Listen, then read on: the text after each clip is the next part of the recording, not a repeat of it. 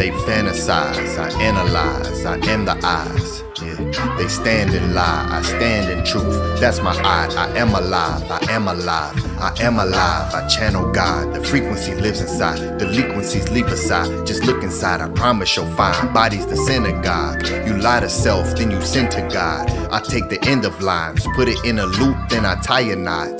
This eternal life, this is Heka'u. We can never die, we are immortalized. They live mortal lives. I am more than man, I have God inside. Whoa. Opened the door and then I got inside. Found my inner child, gave him a hug, told him I love him, we gon' be alright. And then I gave a smile, you made me more than proud. Shed some tears, let us scream aloud, a stand in pride. Grabbed his hand, it was the hand of God, our fingers five. Double time, we put hands to sky. Raise them high, raise them high. This is dua. Praise in self, praise each other. Praise to health, that is the root to wealth. Praise comes from per, and it means to sell. See, that's what preachers do, buying souls, selling hell. Disguised as heaven, pushing P. Differences between prophet and prophecy. The Bible is a prop to see the lies of man, portraying God open-eyed to see. Telling tales of wanderings, I've been wondering, they don't know that we're the real wonders. Miracles, when I speak it thunders, literal. You feel it under your flesh when your organs start to rumble. Heartbeat, you're listening to vibrations as my heart speaks. Stretch minds, I have far reach. Raj General, this is our me. This is pinnacle, step on sinister. Everyone is demons these days. Trust me, once you step to us, you will not leave as you came. See, we ain't the same, raising names. Real fame comes from Ba. It means to speak, to say. I have lots to say. My ancestors taught me how to pray, ask and receive. Given that you live in reciprocity, our Ba shall speak through you to give our message of praise. Hands raised, this is dua.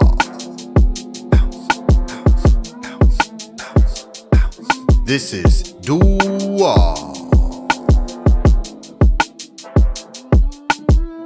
Light body emerges Kaaba. Give me high five, hands up. This ain't a stick up, this is dua.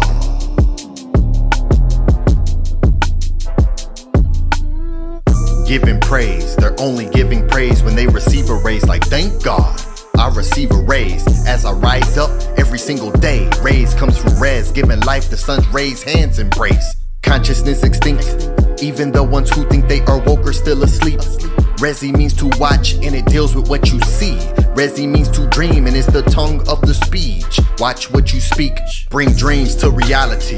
Watch tower, watch me tower over with power. This is more than album, this is pure magic. Creation vibrations, layers on layers. Prayers on prayers, demon slayers. Soul cakes of fire, caught up in a rapture like I need a baker. The Lord has risen, watch the bread rise. To give sustenance, I've seen death eyes. The moon is my left eye, praise Yah, dua.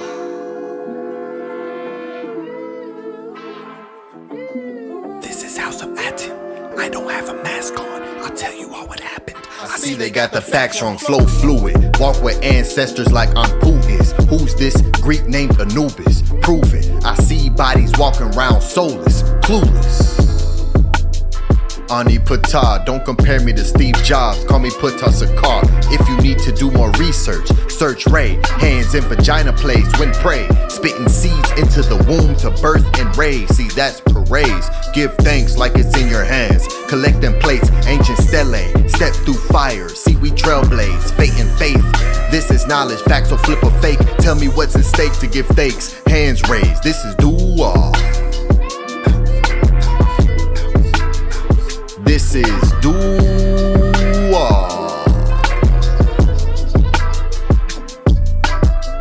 Light body emerges Kaaba.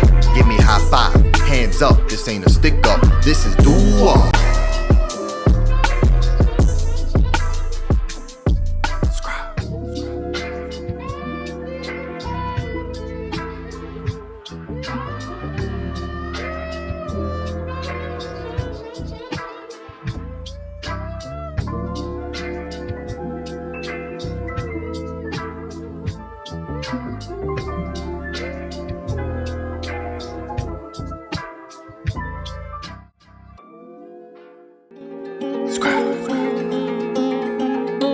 SCRIIBE Sessions Volume 1.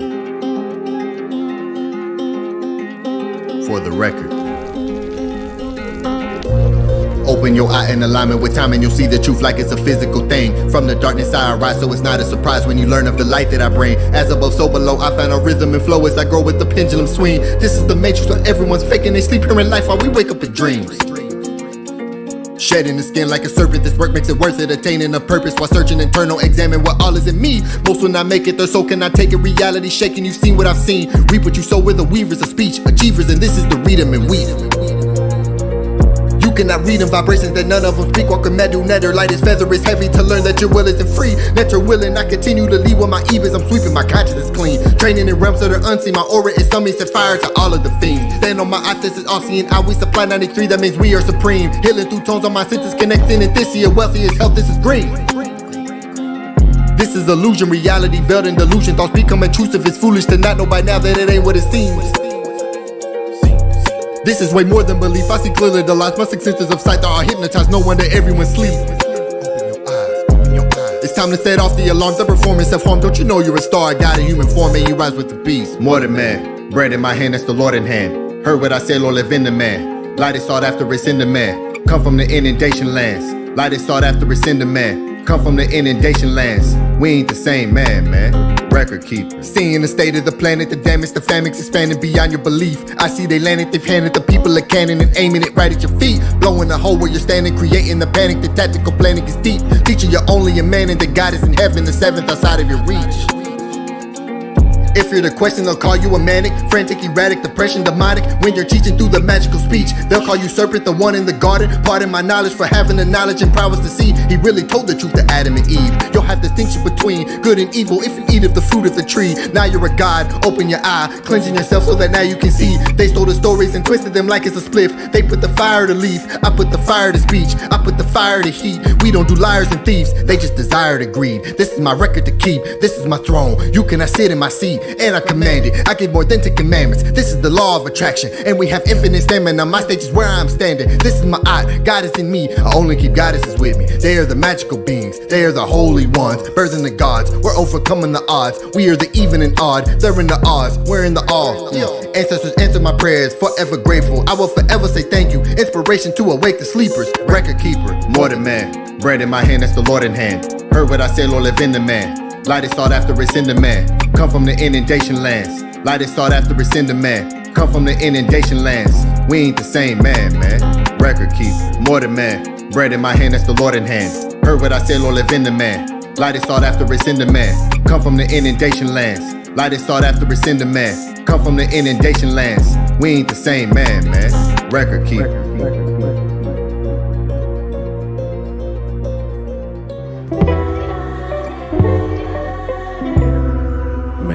You and your family health and prosperity. May your monument be established on the foundations of my heart, and may you rise and come forth as conscious light, like the divine Ra, who rise and shine forevermore in my heart. Hotel. I look outside in awe, I see our people double-minded. People meaning creature, don't ignore the signage. Voices lead, though flying silent. Observation with my eye open eyelid. Look outside in awe, I see our people double-minded. People meaning creature, don't ignore the signage. Voices lead, though flying silent.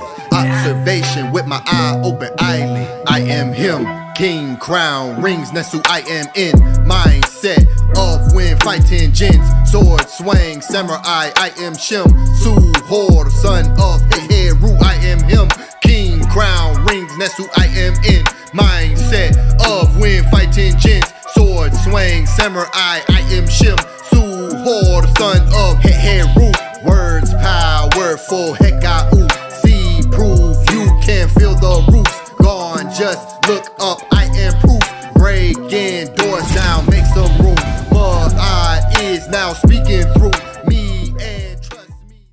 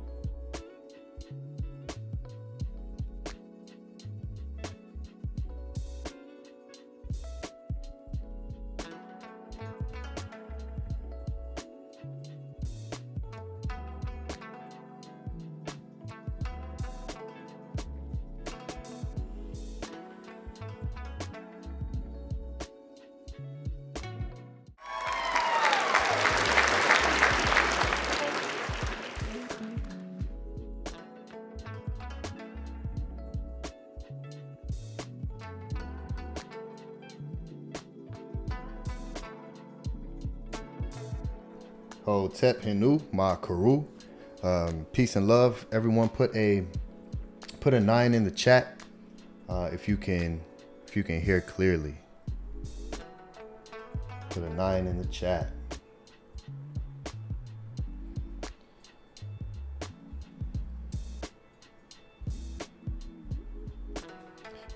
Okay, see, on 2, put a 9 there, 2 out.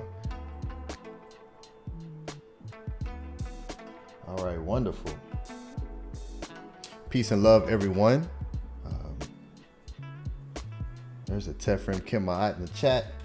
Peace, great brother, where you at in the room? Hotep, peace and love. Hope everyone is doing well. Welcome to another House of ATTON presentation. So before we get started, of course, we'll start with the affirmation. So let me bring that up so we can read through that.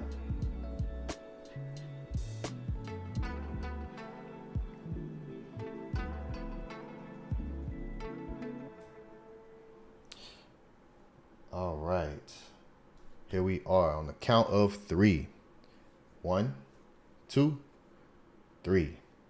Anki Ma'at, ENKI'S, Nintet Aset Ma'at, Min Hepapet Ma'at, Her Inhu Kiwi, Per Ikut. I live for Ma'at. I exist within her. I do not speak in the place of Ma'at. Every day I advance towards Ma'at. My being is surrounded in darkness. I come forth as conscious light.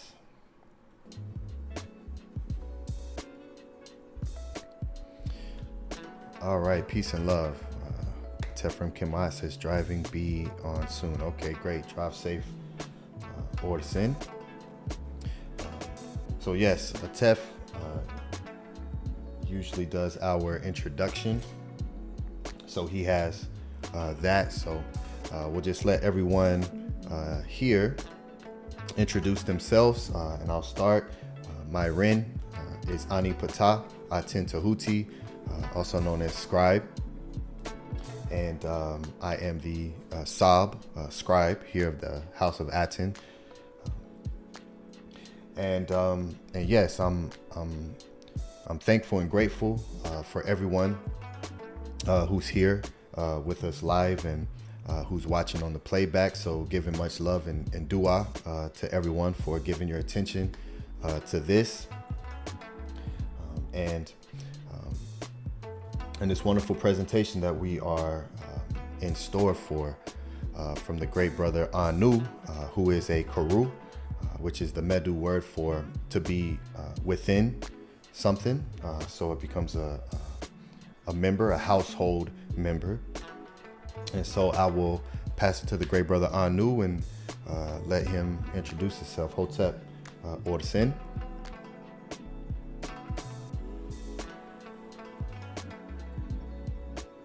Hotep,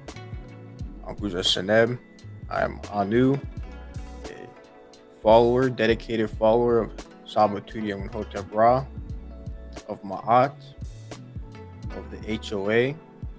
I'm here today to bring forth a class on ENKI, also known as EA, to the HOA, Sabatudi, to the Natiru, to the ancestors for giving me this opportunity, for everyone here being alive and healthy, prosperous, to Sabatudi, the Natiru Ma'at, and all the people in the HOA for making what you see here possible.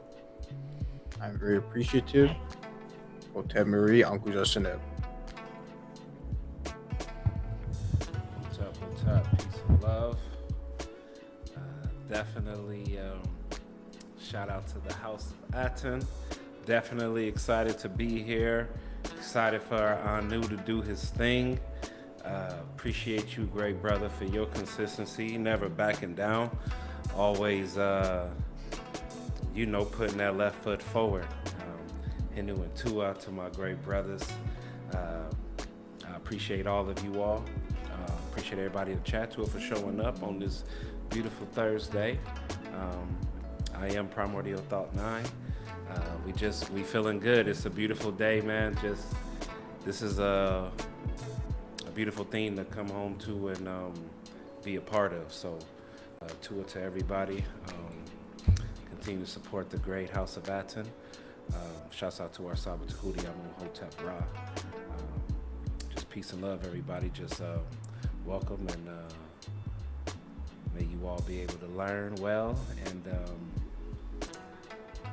understand the teachings of the Anunnaki. Shouts out to you, Anu, Tuwa. Peace, Henu Hotep, everyone. Looking forward to this class from Anu and learning more about the Anunnaki. Peace and love to our master teacher, Saba Tehuti. Peace and love to the brothers on the panel and everybody in the HOA and in the chat. For all the viewers, I'm sure you are going to be in for a treat.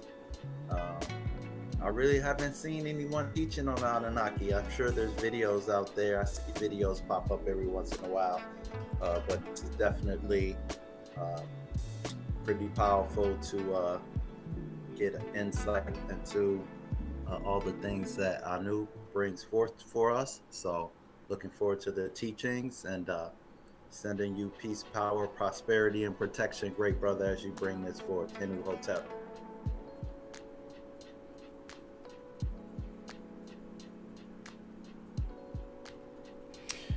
All right, Henu Hotep.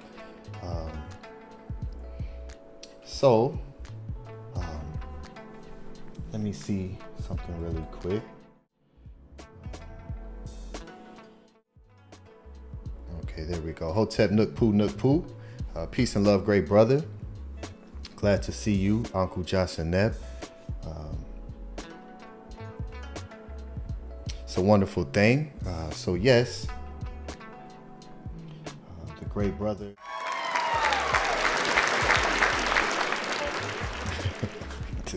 The great brother Anu here. Let me see if I can show the, okay, there we go. The thumbnail, which was created by Antu. So Hotep to Antu created this thumbnail. I just changed a couple things, but this was her creation. So Tu'a Henu for this wonderful thumbnail. Who is Enki, the Anunnaki secret? So we're gonna get into some sta'u. We're gonna get into some more what people know today as mystery. So it's a beautiful thing. So to our great brother Anu for bringing this forward and continuing to establish ma'at with these teachings, because so many people, that's what the House of ATTON is here for, right? We're here to reestablish ma'at in her proper place, reorganize all of the isfet through the ancient cultures, the great ancient ancestors who spoke for themselves.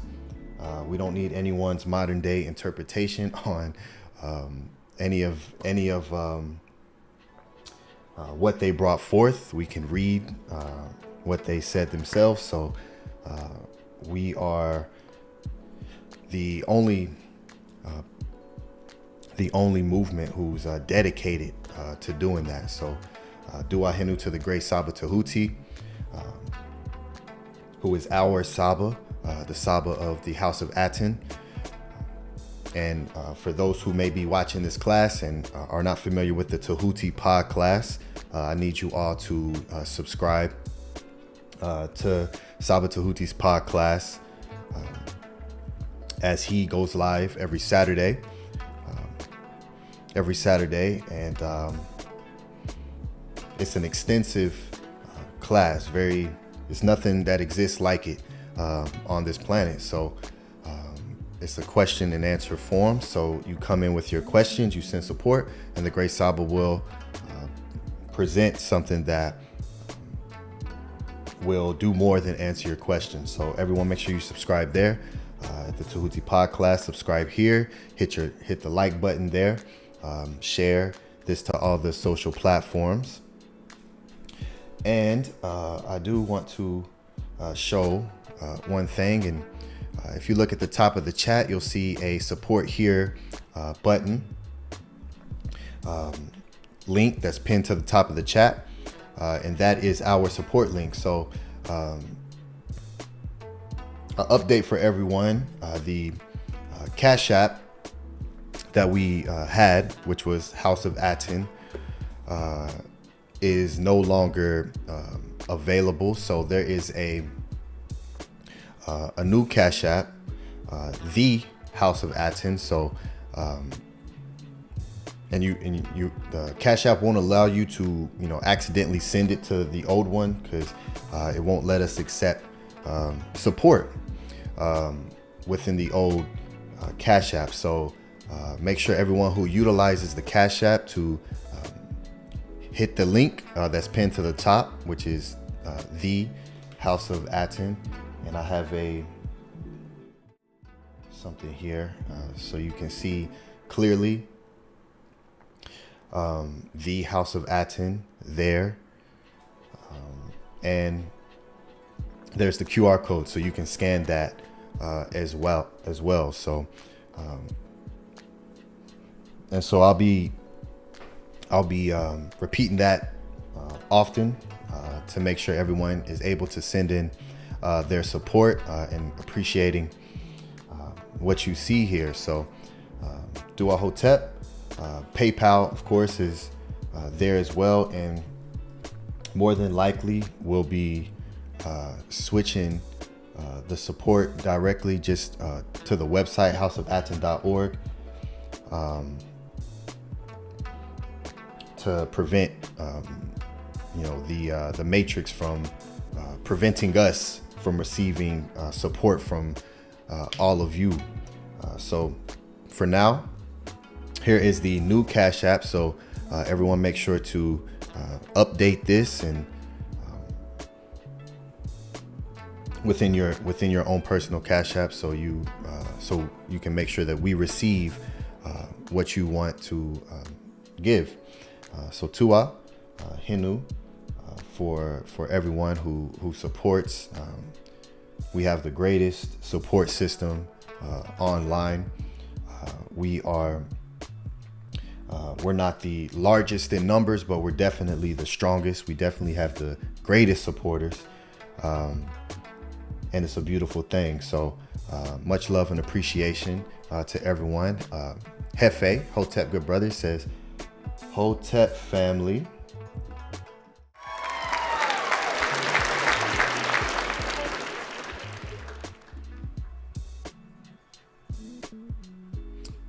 Where'd it go? There it is. Hotep family, I've been researching Akkadian language and literature recently with a friend. Excited for this teaching. Wonderful. That is excellent. So Tua Hinu. Nukpu says, at work. At work. I'll be here listening. Tua. All right, great brother. I know you probably got the Netter Axe with you right now. So Tua to you, great brother. Yeah, I'll pass it to the great brother Minku Ara and let him speak on the pathways. Yeah, I'll give it to the great Heb Ma'at of the House of ATTON. Minku Ara. Peace. I can't hear myself through the stream, but I can on YouTube, and I have YouTube turned off so it won't come through during there's no loop or feedback while I'm speaking, but definitely y'all could hear me. Pathways to Awakening is coming up October 20th in Los Angeles. It's going to be a magical, powerful ceremony. Looking forward to seeing the HOA members. This is a private event.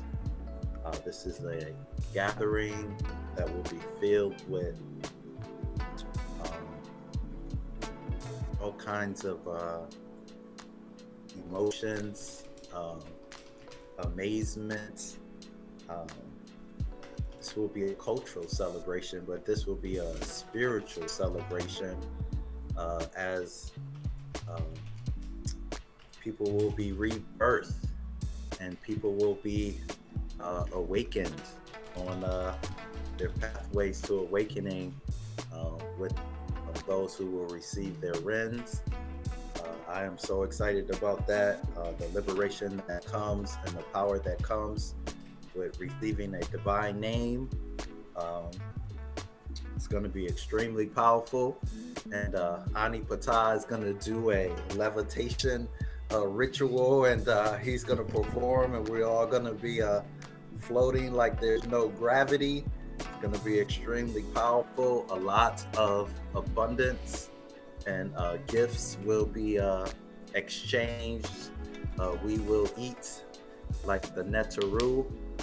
We will have a talent show to accentuate the culture and the spirituality and arts of Ma'at. It's just going to be a powerful, powerful event. We'll allow the members to, if you're interested in purchasing a booth, a table, so you can, be a merchant and, sell and trade some of the items that you have created. And then, of course, we're going to be having a Hotep offering ceremony to the great Saba Tehuti, who has been committed, dedicated, very vigilant, and being a follower of Ma'at and helping to build the HOA. So it is going to be incredible. Looking forward to that. Looking forward to seeing everyone and making history in this day and time. So, Inu Hotep, if you have any questions, you can hit up Ani or myself. You can definitely check out all the information on the HOA webpage.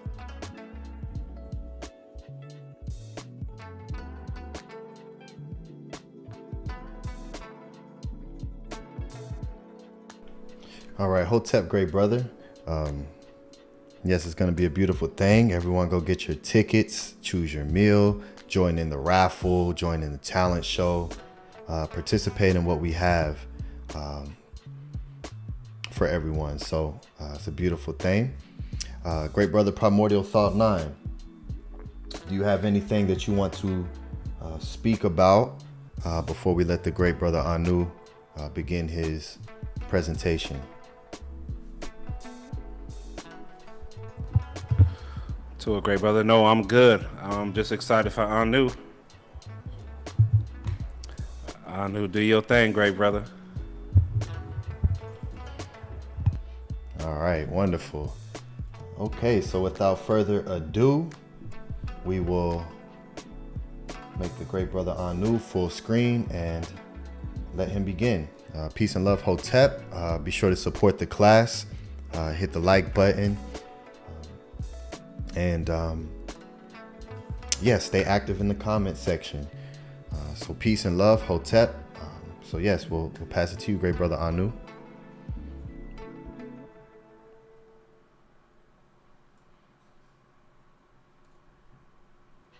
Marie, Uncle Seneb, to all of you for your support. I definitely appreciate it. To all of you for being an inspiration and continue to inspiring me and other people. I'm very appreciative of all of you, and the Tef too. I know he's on his way home from work, and I'm happy you're all alive and healthy, that you're making your own classes, inspiring other people to make classes, such as myself, and here for my class.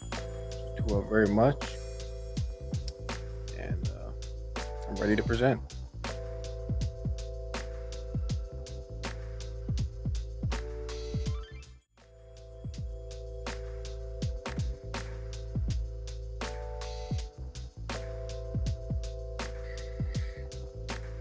Hotep, Salim Hamin, and the Sumerian language means welcome, hello, good day.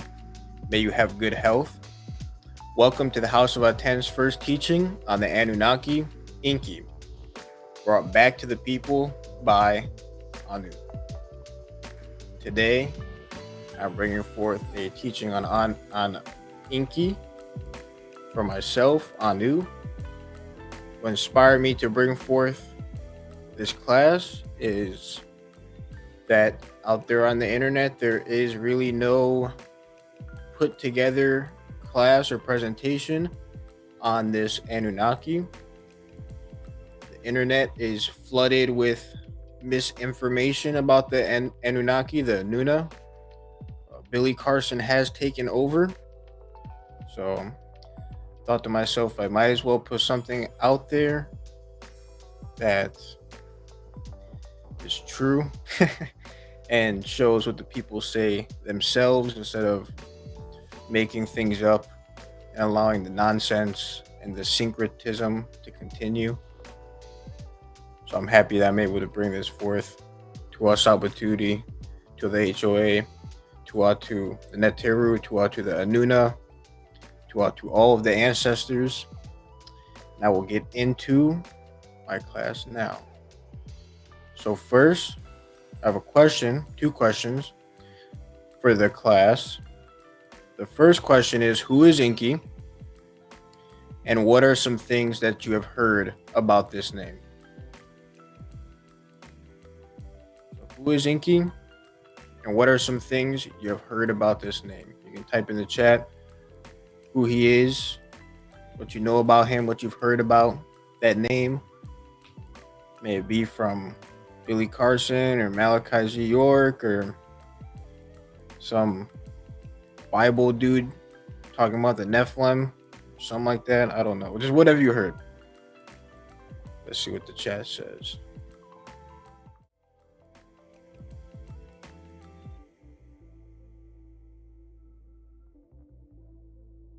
Hefe said, Enki is an Anunnaki. He saved humans from the flood, from what I heard. That's definitely a great answer to offer your participation. Bounty Lee Farnsworth said, somebody else won't be invited to Billy Carson cookout. I don't know what that means, but if he's talking about me, I didn't want to be invited. Thank you very much. I don't support people that lie about the ancestors. Antu said, Enki is an Anunnaki, and I haven't heard anything about his name before your class. For your participation, Bounty Lease Farnsworth, Antu, Oxeffect. Oxeffect said, along with other Anunnaki, helped fashion, I think he meant to say humans. That's a great answer as well. Antu said she didn't know specifically what his name meant. Okay, Tua very much for all the participation, for showing me what you have all heard. There's more people in the chat. I know I hear something about, like, I don't know, what did they say? They used Tahuti or something like that. That's what people say out there. People say wild stuff and then they'll show any sources. So that has motivated me to bring this forth to all of you, to bring forth some factual things. So when you look up Enki on YouTube, or if you look up Enki on the internet, what pops up is this. Stuff like this. If you look up Enki on YouTube, specifically this first thumbnail right here, literally shows up. And imagine being somebody that has no prior knowledge to any of this, or somebody that just feels connected to the ANUNNA, somebody who wants to just learn more about them. You look stuff up, and this is the first thing that pops up.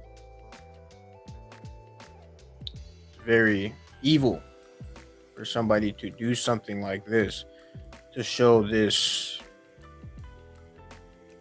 AI generated man made of pixels. It looks like Zeus. got this dude down here with wings on his chest. You got this shredded Zeus looking Greek man. Looks like he's on steroids or something like that. Just shredded out. This is the type of stuff that pops up when you look up Enki. We have to set the record straight. So, are these AI generated images Enki? No. No, they're not. This is actually falsehood. This is deception. This is evil. To make a class about this and then put these images here. So let us look at images of Enki depicted by the SAG-GIG-GA themselves. For those who don't know, SAG-GIG-GA is the native words for the Sumerians. They call themselves the SAG-GIG-GA, which can translate to black-headed people or blackhead people. So let's see what Enki actually looked like from the SAG-GIG-GA, the Sumerians themselves. What did they actually depict? Because these are just pixels put together by artificial intelligence. Well, right here, this is a real picture of Enki. You can see here with a crown, horns on it. He has his beard, his clothing, he has his foot up. He has water coming from him, and inside the water you have fish swimming up. The specific fish is a carp swimming up. This is a depiction of Enki right here. This is from the World History Encyclopedia. Here is a real depiction of Enki. Here is another depiction of Enki. This is from the ATTON seal from 2300 to 2200 BCE. Greenstone cylinder seal of the scribe Ada, showing Enki depicted with a flowing stream full of fish. So this is what the whole seal looks like, and I zoomed in on Enki himself, specifically right here with the water flowing from him. You have water flowing from him, you have the fish swimming up, he's wearing the same crown, he has his foot up, he has a bird in his hand, and he has a lamb under him, which they call Ewe, a lamb. This tablet here is beautiful. I suggest you look it up. You got Enki here. You have his vizier back here, Ismud. He has two heads. That's a whole different class. Here you have Inanna. She has a mace right there, hitting an evil person in the head with it. This is a great source to show who Enki actually is, what he looked like. Here is another picture of Enki from the people themselves. This is the cylinder seal showing Enki seated on a throne wearing a horned headdress with a flowing stream full of fish. 2250 BCE. It's at the British Museum, number 103317. So here's Enki seated on a seat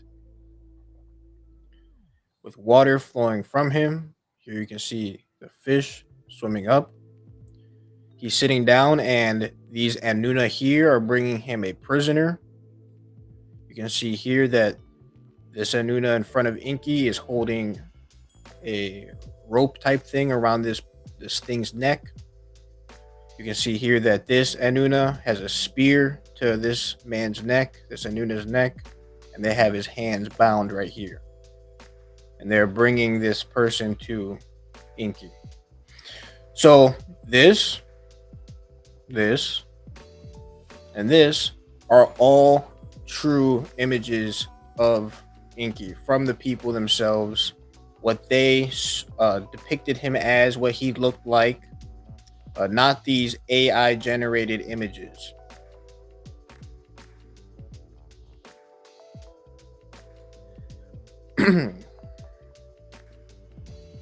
So now we know what Enki looks like. But who is he though? What is his relation to the Anunnaki? So everybody always hears the word Enki and they just automatically assume well, he's an Anunnaki. But I personally haven't seen anybody show how he's an Anunnaki or where. So I thought that I'd show the connection that he has to the Anunnaki, to the Anunna. So first, let's go to the Enuma Elish to see Enki's forebears who created him. How is Enki related to the Anunna? Who came before him? Who are his parents? Who are his grandparents? So on and so forth. So this is from the story of the Enuma Elish. I read this story live on the HOA. You can find it. I think it's called the Enuma Elish. And here we can see, I did not have enough space to put all of it, but before where I took this screenshot, it talks about Tiamat and Apsu. And Tiamat, Apsu, they create Lahmu and Lahamu. So it says Lahmu and Lahamu were formed and came into being. While they grew and increased in stature, Ansar and Kesar, who excelled them, were created. They prolonged their days, they multiplied their years. Anu, their son, could rival his fathers. Anu, the son, equaled Asar. And Anu beget Nudimud, his own equal. Nudimud was the champion among his fathers, profoundly discerning, wise, of robust strength, very much stronger than his father's begetter Ansar.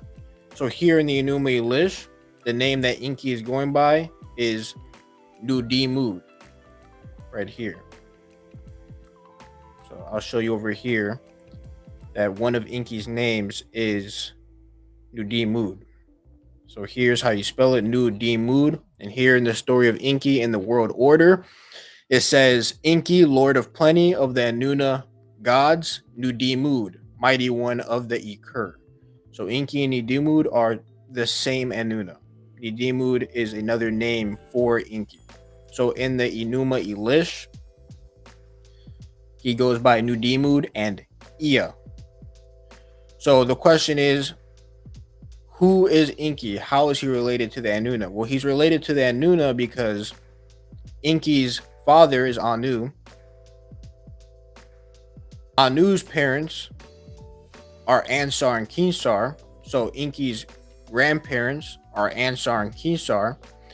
Enki's great-grandparents are Lahmu and Lahamu. And Enki's great-grandparents would be Apsu and Tiamat. So he is an Anunna because he was born into the family from Anu. And as we move on, we will see that his mother is Nama. So from the Enuma Elish, we can see that Enki is the descendant of Tiamat and Apsu, Lahmu and Lahamu, Ansar and Kesar, and his father Anu. In the story of Enki and Ninmah, we can see his mother is Nama, also pronounced Namu, depending on where you see it. So here in the story of Enki and Ninmah, it says, at the word of his mother, Nama, Enki rose up. So here we can see that Enki is rising up from his bed because of something that his mother says, which is Nama. So this is the source here that his mother is Nama. Enki as well has many siblings. Today, well-known Anunna such as Enlil, Gibil. He has a twin named Adad, Bau, and Nenkar-Rak. This class would be extremely long if I went over every single one of those Anunna. I will show a little bit later his relation to Enlil. Let's move on to Enki's relation to the Anunna through his two mates. So Enki has two recorded mates. One is Damgalanuna, also known as Damkina, and he also has a mate named Ninhursag. So here in the Enuma Elish,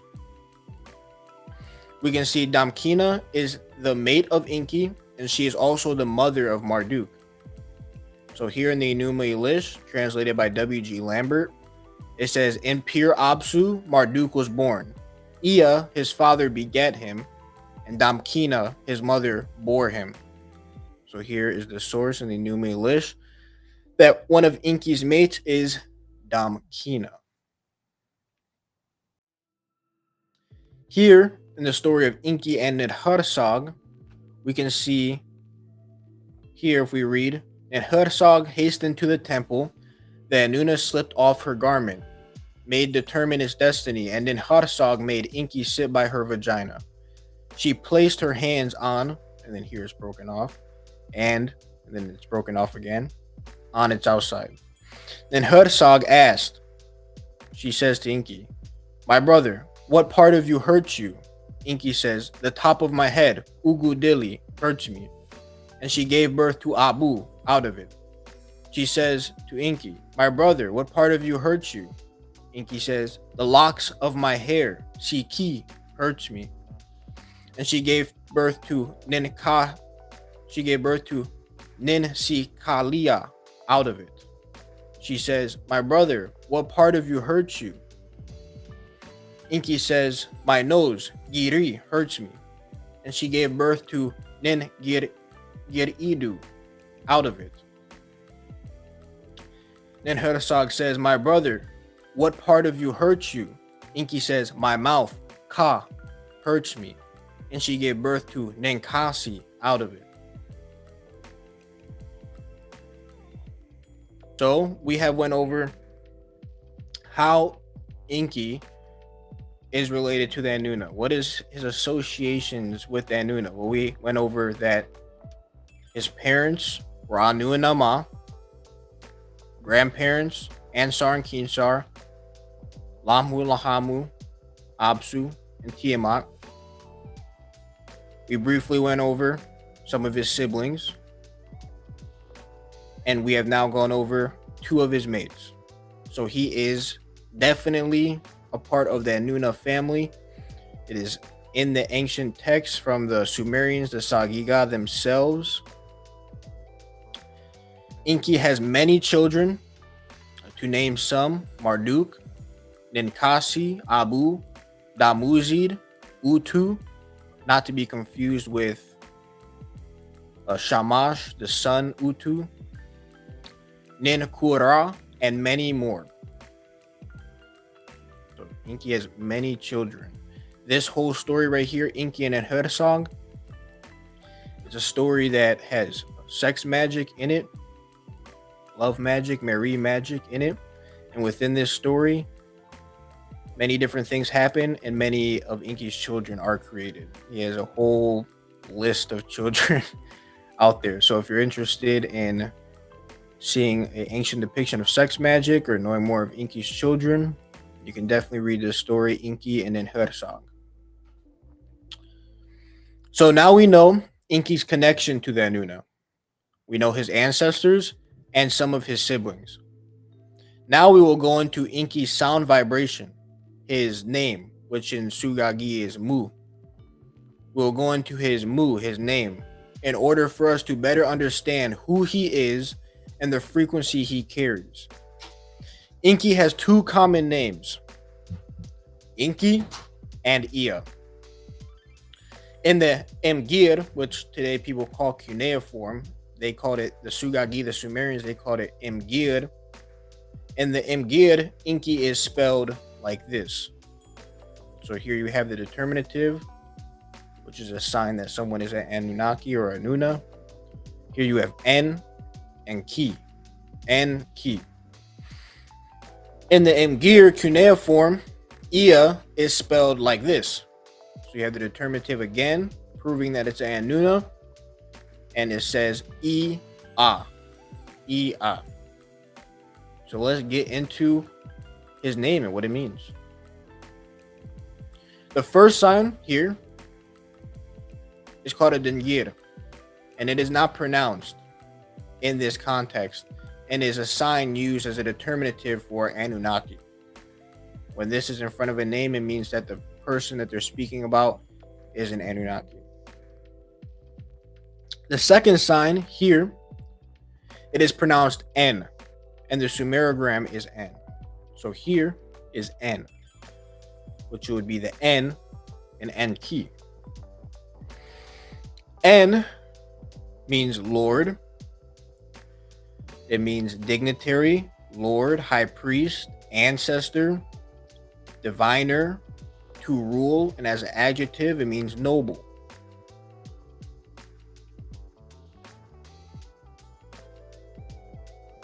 So here, up here, we can see En means Lord, dignitary, high priest, ancestor, diviner, and noble. But for the sake of time, so the class isn't 4 hours long, we will be focusing on En, meaning Lord, priest, and ancestor. So when Enki is named,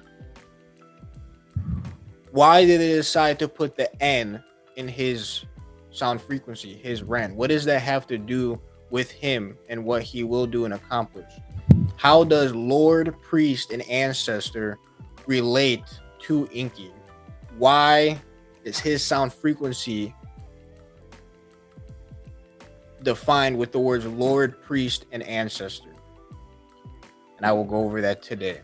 So first, Lord, we'll go over Lord. In order to know what Lord actually means, we have to look at the etymology, because the etymology is how the word evolved, what it means, what it used to mean, what it means when it was created, etc. So here, Lord means master of a household, ruler, feudal lord, superior, husband. It also means God. It also means one who guards the loaves, from the word half, which means bread, loaf. It means keeper, guardian, from the PIE root were, which means to perceive / watch out for. And those who have been watching Saba Tehuti will know why the word Lord goes back to the one of the meanings is bread and loaf. If you're curious about that, you can. I don't remember exactly which class it was. I know he's talking about multiple classes.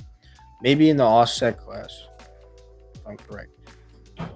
I do not remember all the way. But if you watch Saba Tehuti's classes, if you're dedicated, disciplined, consistent, then you'll definitely end up knowing why Lord goes back to bread and loaf. So if anybody's curious why it says that, you can go watch Saba Tehuti. Today we will get into master of a household, ruler, superior, keeper, guardian, perceive, watch out for. So Lord represents Enki's ability to watch out and perceive for the SAG-GIG-GA, the Sumerians. Being the Anunna, master of his household, which is called ERIDU or ERIDU. Being the ruler of ERIDU, keeper and guardian of his city and the SAG-GIG-GA. So we can see his keepership and guardianship in the story that is called the ERIDU Genesis. So let us read part of what is called the ERIDU Genesis. It says, seat in heaven, flood, mankind. So he made, then Nintur. Holy Inanna made a lament for its people. Enki took counsel with himself. An, Enlil, Enki, and Ninhursag made all the Anunna of heaven and earth take an oath by invoking An and Enlil. So to give some context on what's happening in this story is Enlil wants to destroy humans because they're making too much noise and he cannot sleep. He tries to destroy them in multiple ways. And every single time he tries to destroy them, Enki already knows his plans. So Enki goes and tells his number one devotee, Ursura, also known as Atrahasis. Enki would go and tell him how to counter this so that way mankind is not destroyed. And after a while,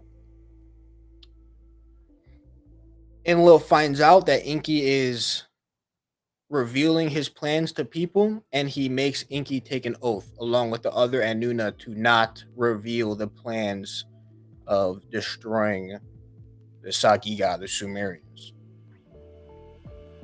So that's why it says made all the Anunna of heaven and earth take an oath by invoking An and Enlil. So here it says, in those days, Zed Ursura, the king, the Gudug priest, he fashioned the humble, committed, reverent, day by day, standing constantly at something that was not a dream appeared. conversation, taking an oath by invoking heaven and earth. So Zetsuddra had something appear to him that was not a dream.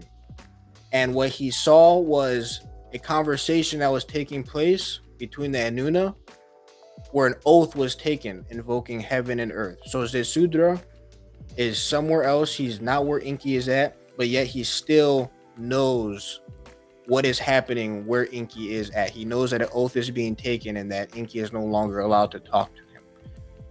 A lot of this story can be found in Before the Muses. It's a book called Before the Muses. Shout out to Tef and wherever he got that from for showing me that book a while back. Here it says, in the Ki-ur, the Anunna, a wall. Zetsuddra standing at its side heard. Side wall, standing at my left side. Side wall, I will speak to you. Take heed of my word. Pay attention to my instructions. A flood will sweep over, and a decision that the seed of mankind is to be destroyed has been made. The verdict, the word of the divine assembly, cannot be revoked. The order announced by An and Enlil cannot be overturned. Their kingship, their term, has been cut off. Their heart should be rested about this. So because Enki cannot talk to Zetsuddra directly, what he does is he stands outside of a wall and says that a flood is coming. So that way Zetsuddra overhears it. So technically he's not breaking the oath because he's not telling him directly, he's telling the wall. And Zetsuddra happens to be on the other side. So Enki went through all of this to save the Sumerians, to save mankind. Nobody else, when you read the story, no other Anunna is trying to save mankind. It is only Enki who is watching out for the Sumerians, who is looking out for them. So here we can see that Enki warned Zetsuddra of a plan from Enlil and Anu to flood the SAG-GIG-GA. This story here shows Enki's role as a lord of the SAG-GIG-GA. By watching over them, guarding them, perceiving what to guard them from. And in order for him to do all of this, he must be superior to the SAG-GIG-GA. Thus, he is their lord. Because if we go back to that etymology of lord, it says here, master of a household. He is the master of his household, which is ERIDU, which I will get into later in the class, where Sumerians live. He is a ruler. He's the ruler of the household. He's superior to the SAG-GIG-GA. He's superior to them because he is in a higher level of consciousness than them. He is able to perceive things that they cannot. He is literally what would be translated as a god. He is their keeper. He is their guardian. And he is also perceiving and watching out for them, for the SAG-GIG-GA. And even if you read the Enuma Elish, in the Enuma Elish, if we go back up here, it says Nudimud was the champion of his fathers, proudly discerning, wise, of robust strength, very much stronger than his father's begetter Ansar. So it even says in the Enuma Elish that Ea is superior to the people before him, meaning that he is a very strong Anunna. And if you go and read the Enuma Elish, he also watched out and was a guardian and keeper to the Anunna, because Apsu was going to kill the rest of the Anunna, but Enki overheard it and killed him instead to save the other Anunna. So he is the lord and keeper. He's a guardian of the SAG-GIG-GA, the Sumerians, and the other Anunnaki. This is why Lord is in his name, En, meaning Lord. So next, let's get into the word priest. The etymology of the word priest is clerk, ranking below a bishop and above a deacon, a parish priest, which goes back to the whole Bible stuff. Didn't have none of this, no bishops or deacons or anything like that in Sumeria and land of the Kingi. Priest, elder, elder of two, venerable. Today I will be focusing on how the word elder and priest, old and venerable, relate to Enki.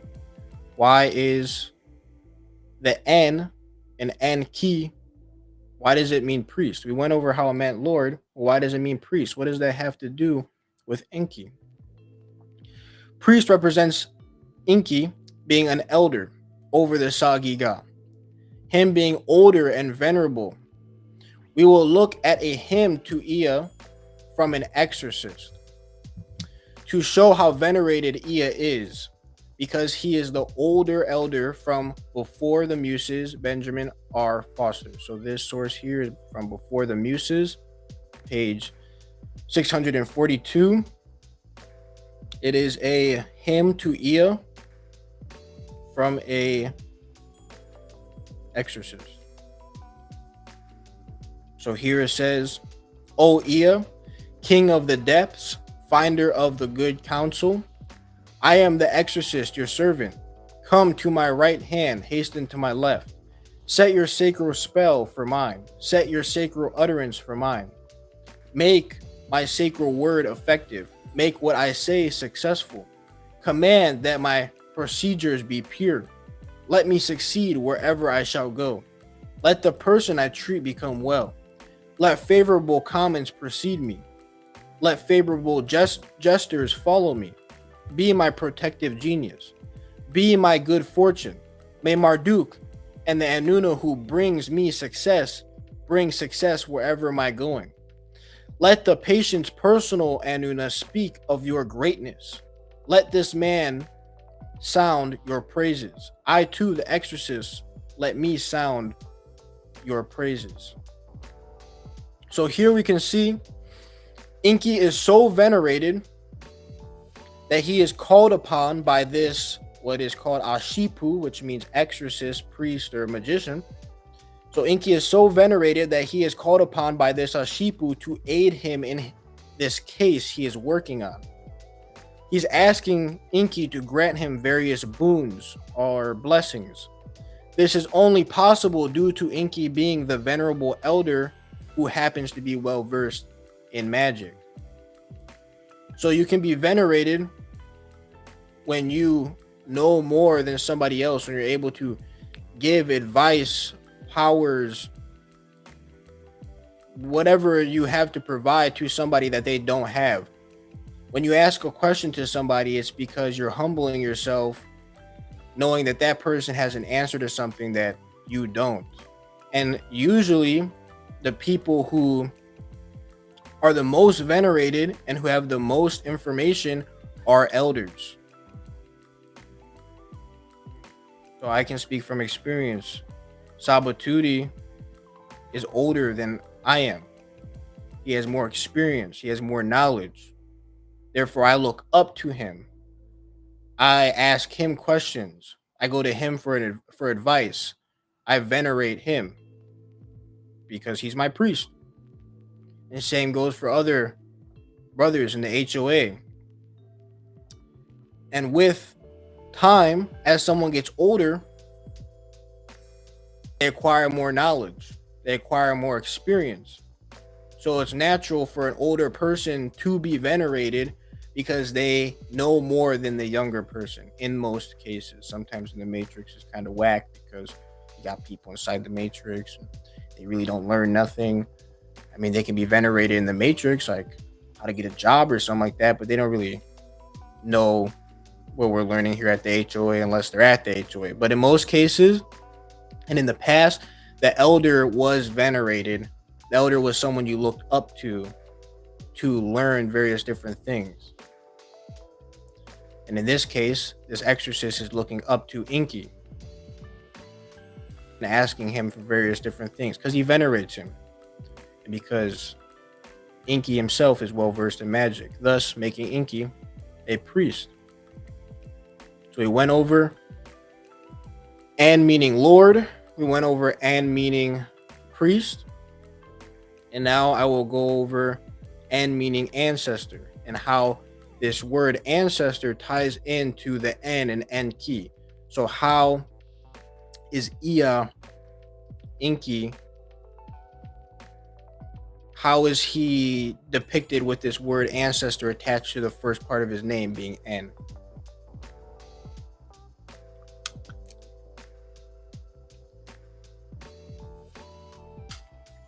So the etymology of ancestor is one from whom a person is descended, forebearer, forefather, predecessor, literally foregoer, to proceed, before, front, forehead, to go, to yield. So how does the etymology of ancestor tie in to Enki? Ancestor represents Enki being one of the Anunna that the SAG-GIG-GA, the Sumerians, descend from. He literally is their predecessor slash foregoer. Enki precedes the SAG-GIG-GA. He existed before them and was one of the Anunna to go and yield the SAG-GIG-GA, to produce them. This is proven in many stories, but today I will show you this being proved in the ERIDU Genesis. So here in the ERIDU Genesis it says, after An, Enlil, Enki, and Enher-Sag had fashioned the black-headed people, the SAG-GIG-GA, they also made animals multiply everywhere and made herds of four-legged animals exist on plains as is befitting. So here we can see that Enki had been one of the Anunna who participated in the creation of the SAG-GIG-GA. Here proving that Enki does precede the SAG-GIG-GA, being one of the Anunna to yield them, thus making him an ancestor of the SAG-GIG-GA, of the Sumerians. Because he is one of the beings who created them. He literally came before the Sumerians. And he literally was one of the people to create them. Like our father or our mother and father, they create us. And we come from them. Therefore, they're our ancestor. And here, an ancestor also says from PIE root ant, which is front or forehead. And where the forehead is here is where the frontal lobe is. And the frontal lobe has to do with higher cognitive thinking, like planning. So Ea as well is associated with the frontal lobe, the forehead, because he is planning things out. He is thinking of more complex things than the SAG-GIG-GA are, and more complex things than some of the Anunna are thinking as well. So he is represented by the word ancestor.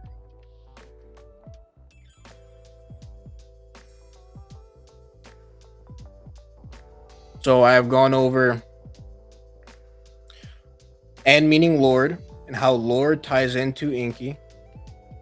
En meaning priest, and how priest ties into Enki.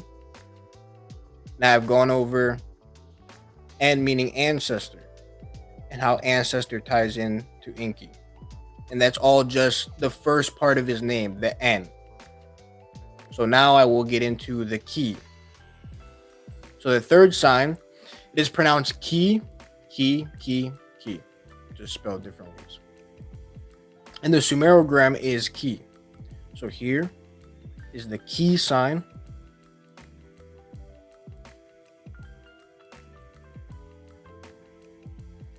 So here we can see that ki means place, ground, earth, land, toward, underworld, land, country, lower, and down below.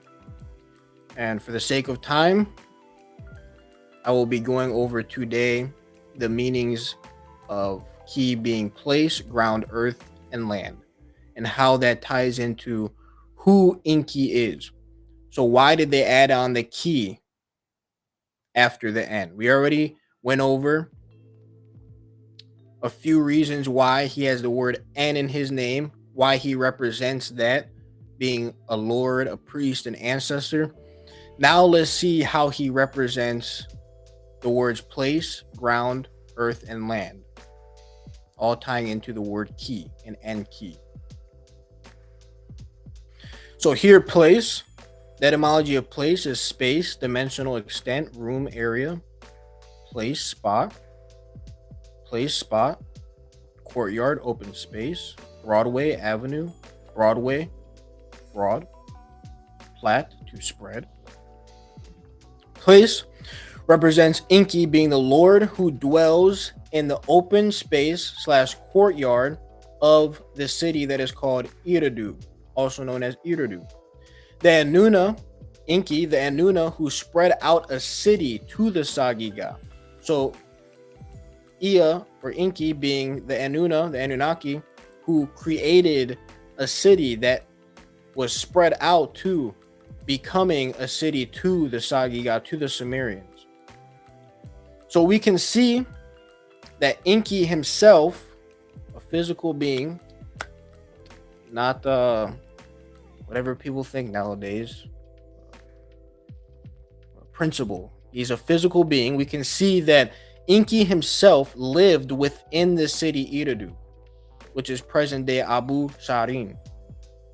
We can see that Enki lived physically in this city called ERIDU, in what is called the Lament of ERIDU. So to give some context, there's a whole bunch of stories out there. There's like the Lament of ERIDU, the Lament of Nibiru.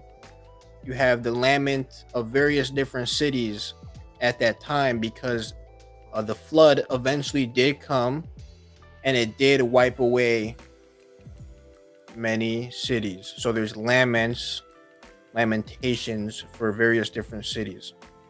And here I'll be reading part of the Lament to ERIDU. Enki, king of the Abzu, stayed outside his city as if it were an alien city. It bowed its neck down to the ground, so the city is being destroyed. ERIDU's lady, holy Damgal Nuna, which is Enki's mate, the faithful cow, the compassionate one, clawed at her breast, clawed at her eyes. She uttered a frenzied cry. She held a dagger and a sword in her two hands, and they clashed together. So here we can see in the Lament of ERIDU that Enki's city was ERIDU. That's his city. It's something that he claims to himself. And we can see even here that the city's lady, ERIDU's lady, was his mate, Damkina, or Damgal Nuna. And here she's angry because her city is destroyed. She's standing outside of it, clawing at herself. So here, for some context, here's a map of cities that existed back in the days of the ANUNNA and the days of the SAG-GIG-GA. So here, towards the bottom right, next to Ur, is ERIDU.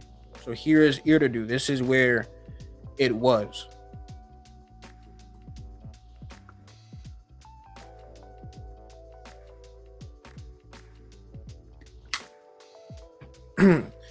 This is where ERIDU was.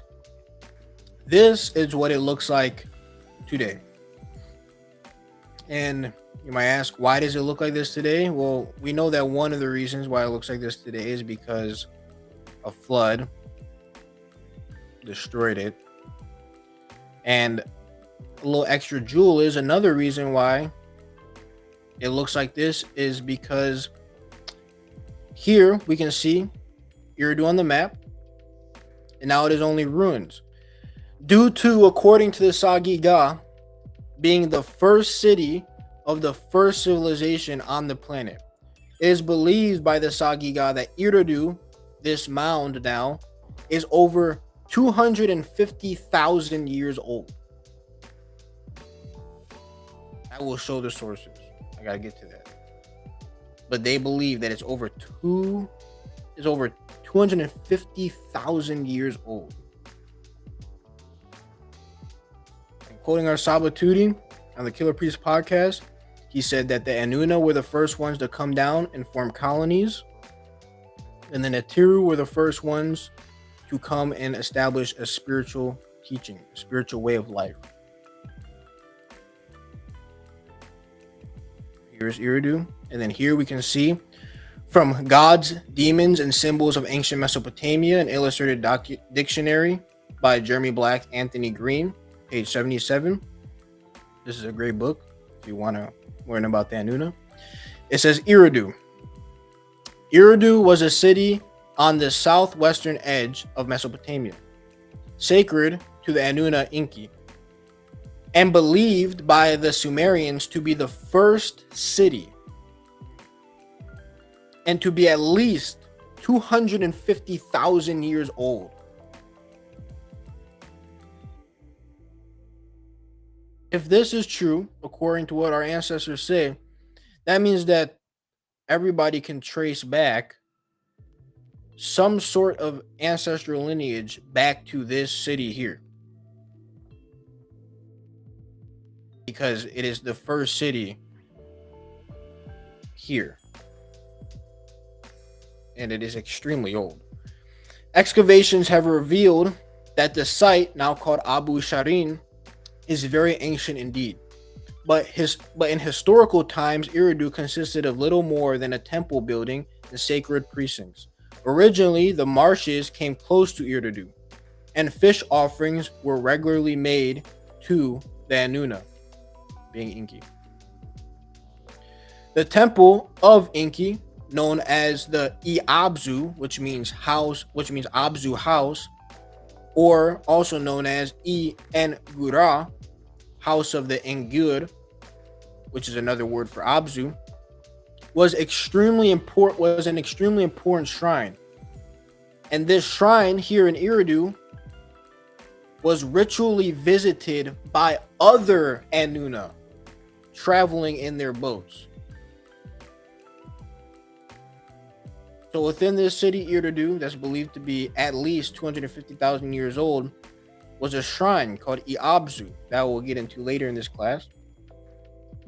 And this shrine was visited by not SAG-GIG-GA, not Sumerians, but by other Anunna. Its gates, ERIDU's gates, its gates were guarded in Sumerian times by two great stone lions, one of which was excavated almost intact and now stands in the Iraq Museum, Baghdad. So within what is supposed to be the first city, had two lions in front of this city, guarding the city. And one of those lions has been found. So here I will show a source of how old this city is, and that it was the first city for humans to rule in.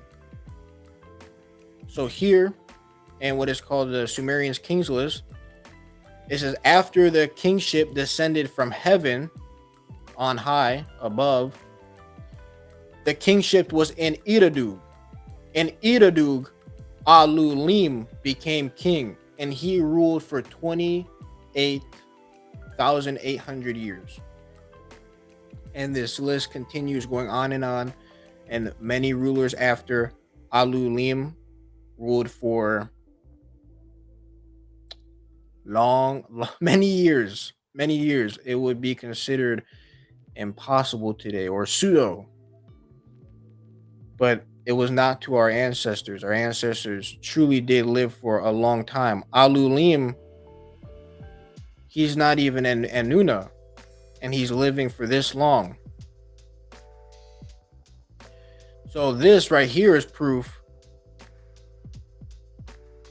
that ERIDU itself is extremely old. If you count back all the numbers inside of the Sumerians' King's List, you start to get to this number here, 250,000 years ago. So this is another source for ERIDU's age. Here we can see in the king's list that kingship descended from heaven, which is the word Anu. Anu is the word for heaven in Sumerian, or in the ENKI'S. The kingship was in ERIDU. In ERIDU, Alulim became king. He ruled for 28,800 years.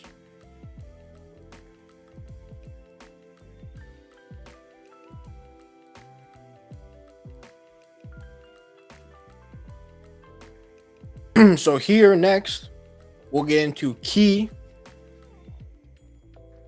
The N and Enki, ki. One of the other things that it means is the word ground. So we'll get into the etymology of ground and how this relates to Enki. So ground, bottom, foundation, surface of the earth, abyss, hell, bottom of the sea, a deep place. Ground, soil, bottom, a shallow place, field, plain, bottom. Ground represents Enki being the lord of the Iabzu, the house of deep waters. Iabzu meaning house of the deep waters. Absu is an aquifer. That's one of the things that Absu is an aquifer.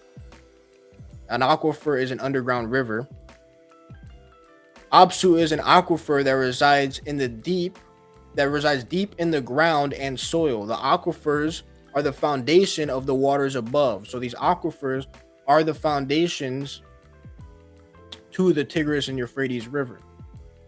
This as well represents Enki being the Lord. So ground as well represents Enki being the Lord and builder of ERIDU, and being the builder and Lord of the temple of Absu, because ERIDU is on the surface of the earth, soil, and ground, and the Absu is underneath it. It is as well the foundation of civilization.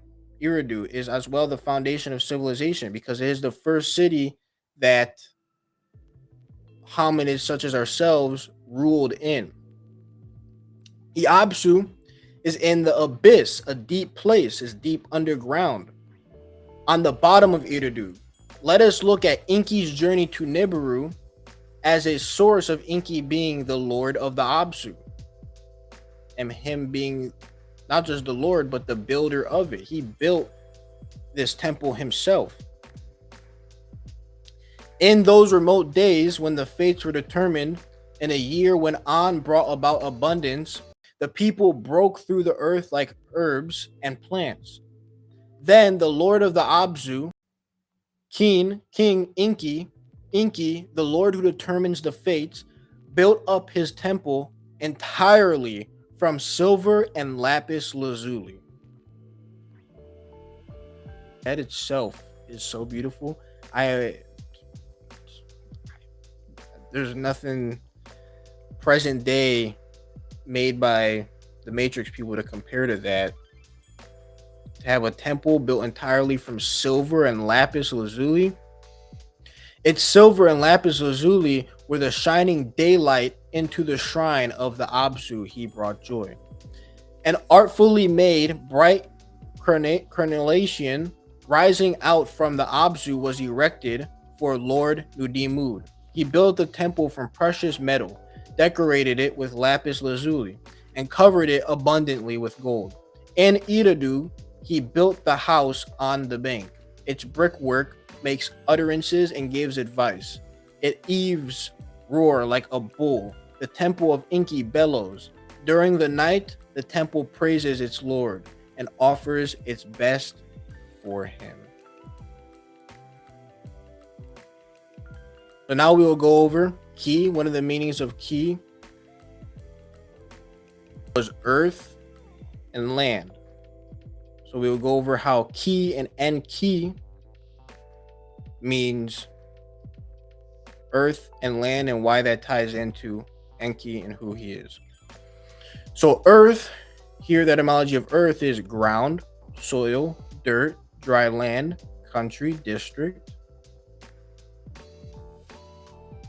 the material world, the abode of man, earth, ground. Here we have land. The etymology of land is ground, soil. Definite portion of the earth's surface, home region of a person or a people, territory marked by political boundaries.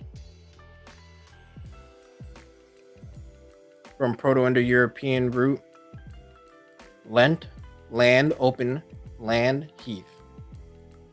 Ground and land represents Enki being the lord of the ground, soil, dirt, and dry land in his country and district in the material world.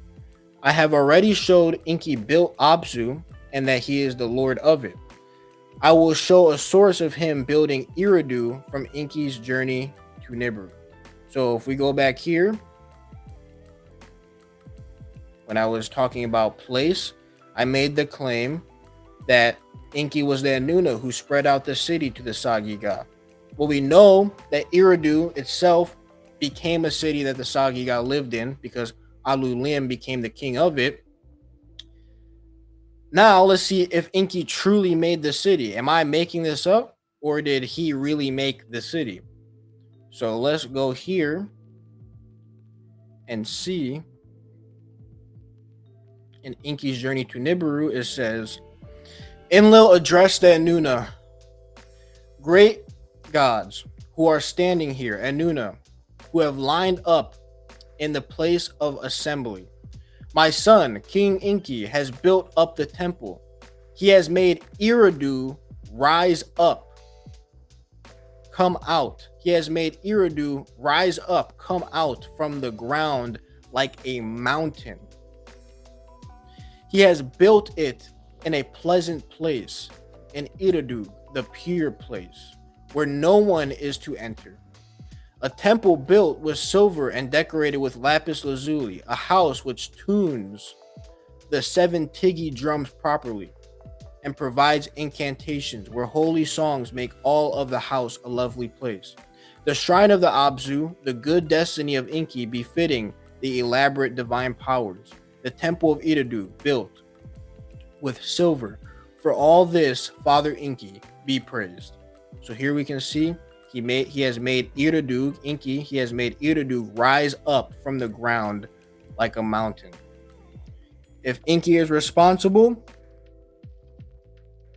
for creating this city that became the first city for our species today as we know to rule on this planet, he is responsible for creating the first definite portion of the Earth's surface, home region of a person or a people, a territory marked by political boundaries. He's the first one to create a city that can say, well, this is where people live, this is their house, this is their land.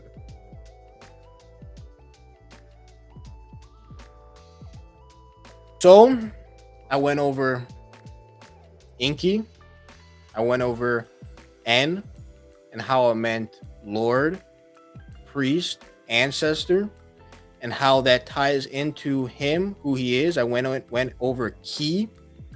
I went over place. Ki meaning place. I went over Ki meaning ground. I went over how it means land and earth, and how that all relates into Ki.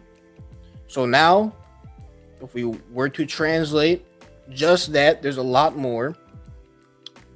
Enki can translate to Lord of the Earth, Lord of the Ground, Lord of the Land, Lord of the Place. It could translate into Priest of the Earth, Priest of the Ground, Priest of the Land, or Priest of the Place. It can translate to Ancestor of Earth, Ancestor of the Ground, Ancestor of Land, or Ancestor of the Place. And these are just a few things that it could translate into, because for the sake of time, I did not do all of the things that En could translate into or Ki.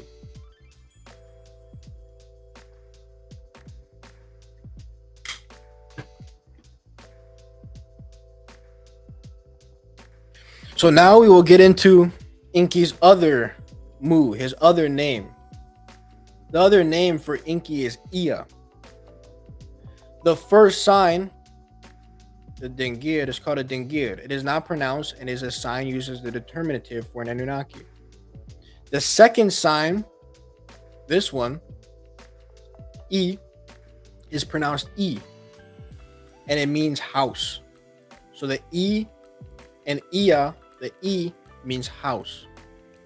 So let's see how this ties into Enki. In this case, Ea. How does the house how does the house tie into Ea, also known as Enki? So the etymology of house is hus, dwelling, shelter, building designed to be used as a residence.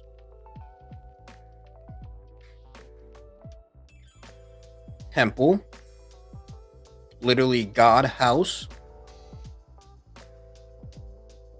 So let's see how this ties into Ea, also known as Enki. So if we go here to the Enuma Elish, we can see here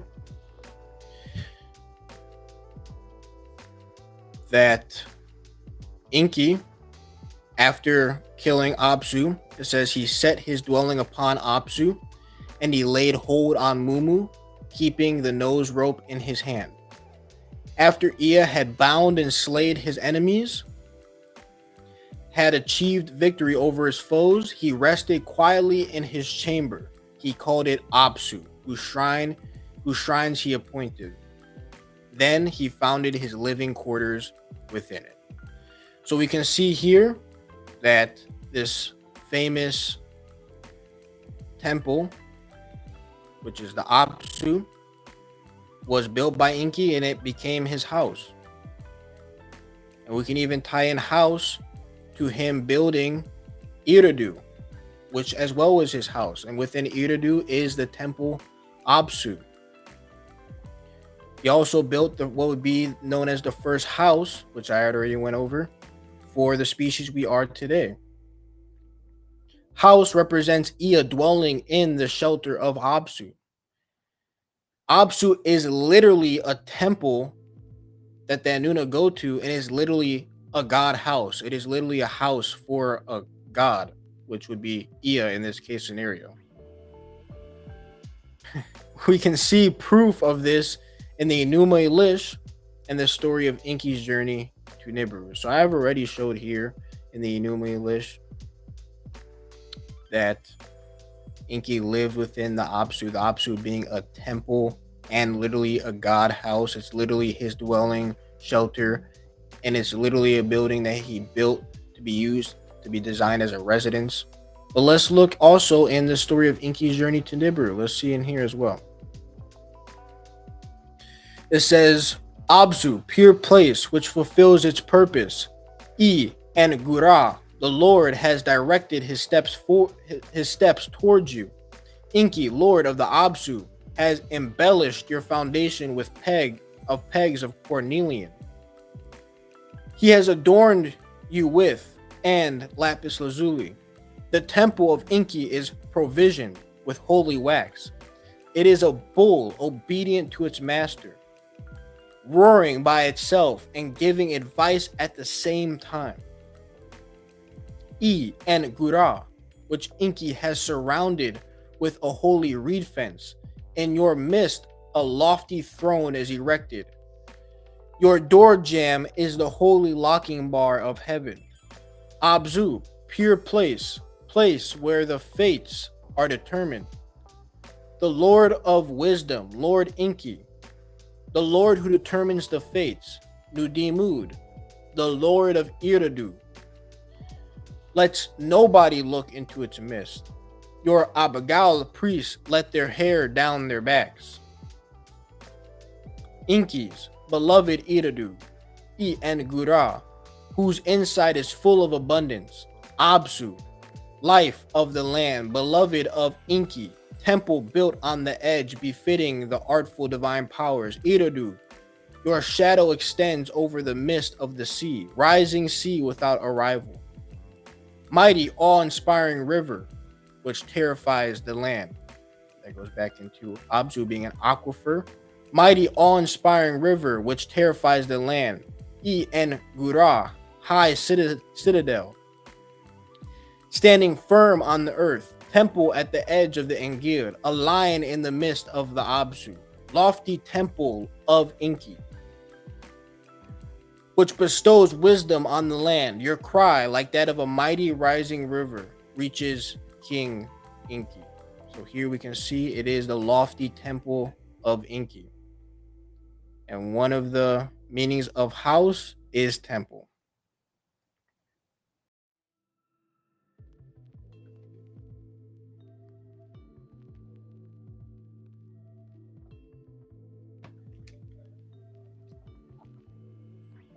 Here we can see that Abzu is Enki's dwelling and temple. This dwelling is underground near the aquifers that sustains the Tigris and Euphrates River. Hence why it says mighty, awe-inspiring river that terrifies the land. Because it is the river that sustains the Tigris and Euphrates. So I went over the E and Ea, and how E means house and how that relates to Ea or Enki. So the third sign in his name is pronounced A, which would be the A and Ea. The Sumerograms are A, Duru, E. So A and Ea means water. So let's get into why the A and Ea is water, how that ties into who Ea or Enki is as a being. So here the etymology of water is water, watir, water, water wet.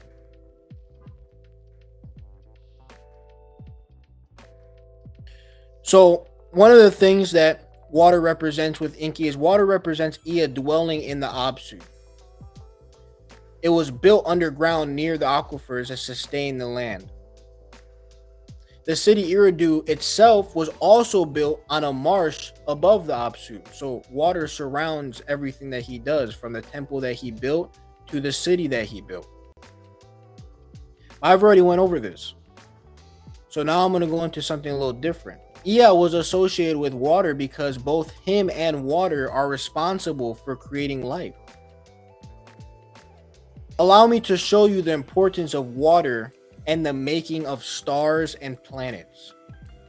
Let's see how important water really is. Let's see why Ea is associated with water. Let's look into how water is essential for the making of stars and planets. So here from Scientific America, it says water's cosmic voyage. Scientists are starting to track down how water is delivered to rocky planets like our own. So, in the beginning, when the very first stars burst into supernova, they sent oxygen out into the universe, and out into the young universe, to meet with hydrogen atoms and form water molecules. Eventually, these first water molecules collected with the dust and frozen gas of molecular clouds, which serve as cradles for stars and planets alike. So here is the molecular cloud, and then if you zoom in on the molecular cloud, it starts to look like this. So here, gravity at work. Once the molecular cloud starts to collapse, a central star forms, and the remainder of the cloud flattens into a swirling protoplanetary disk where planets form. The question is, how do these planets receive water, a fundamental component to life as we know it? So because of water mixing with dust and gases, it creates what is called a molecular cloud. And this cloud eventually starts to flatten out, as you can see here. And as it flattens out, a star is formed.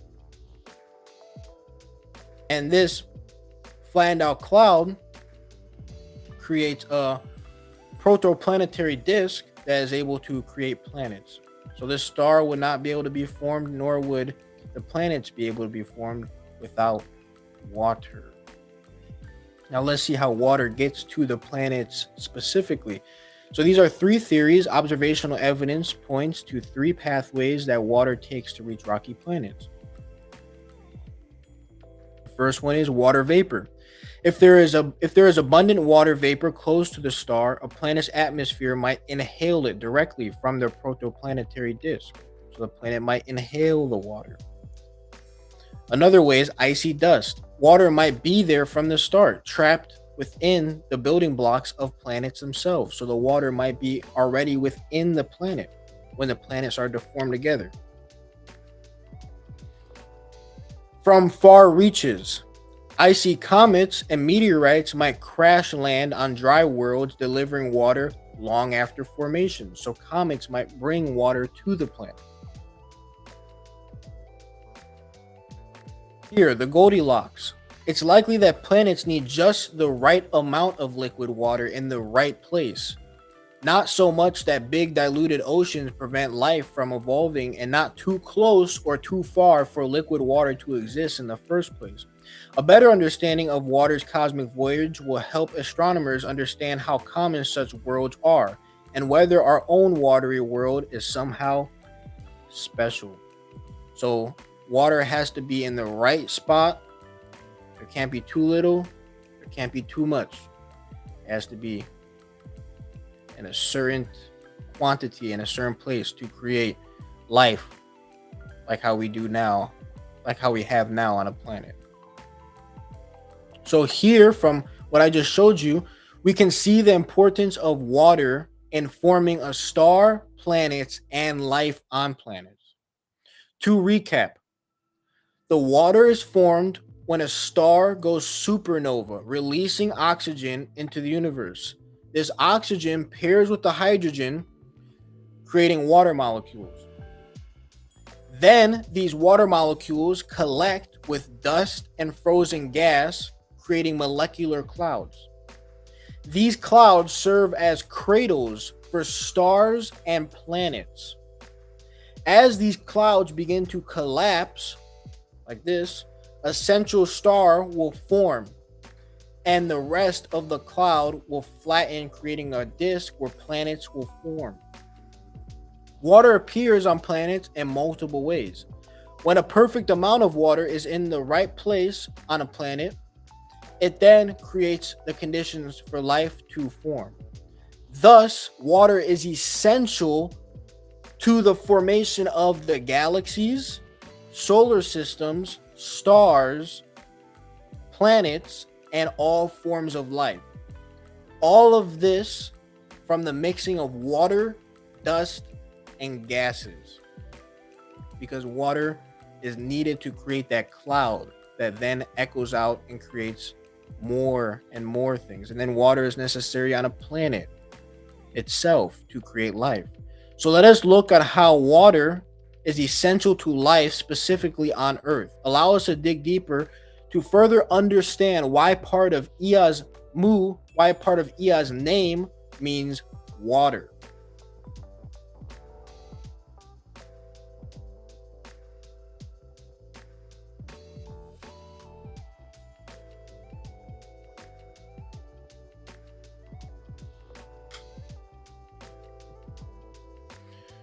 From the University of Chicago, where did life on Earth begin? Two possibilities are in volcanically active hydrothermal environments on land and at sea. Some microorganisms thrive in the scalding, highly acidic hot springs environment, like those found today in Iceland, Norway, and Yellowstone National Park. The same goes for deep-sea hydrothermal vents. These chimney-like vents form where seawater comes into contact with magma on the ocean floor, resulting in streams of superheated plumes. The microorganisms that live near such plumes have led some scientists to suggest them as the birthplace of Earth's first life forms. So the microorganisms that were here on Earth before we were even formed were only able to be formed because of water coming from vents and water coming from the deep sea hydrothermal vents.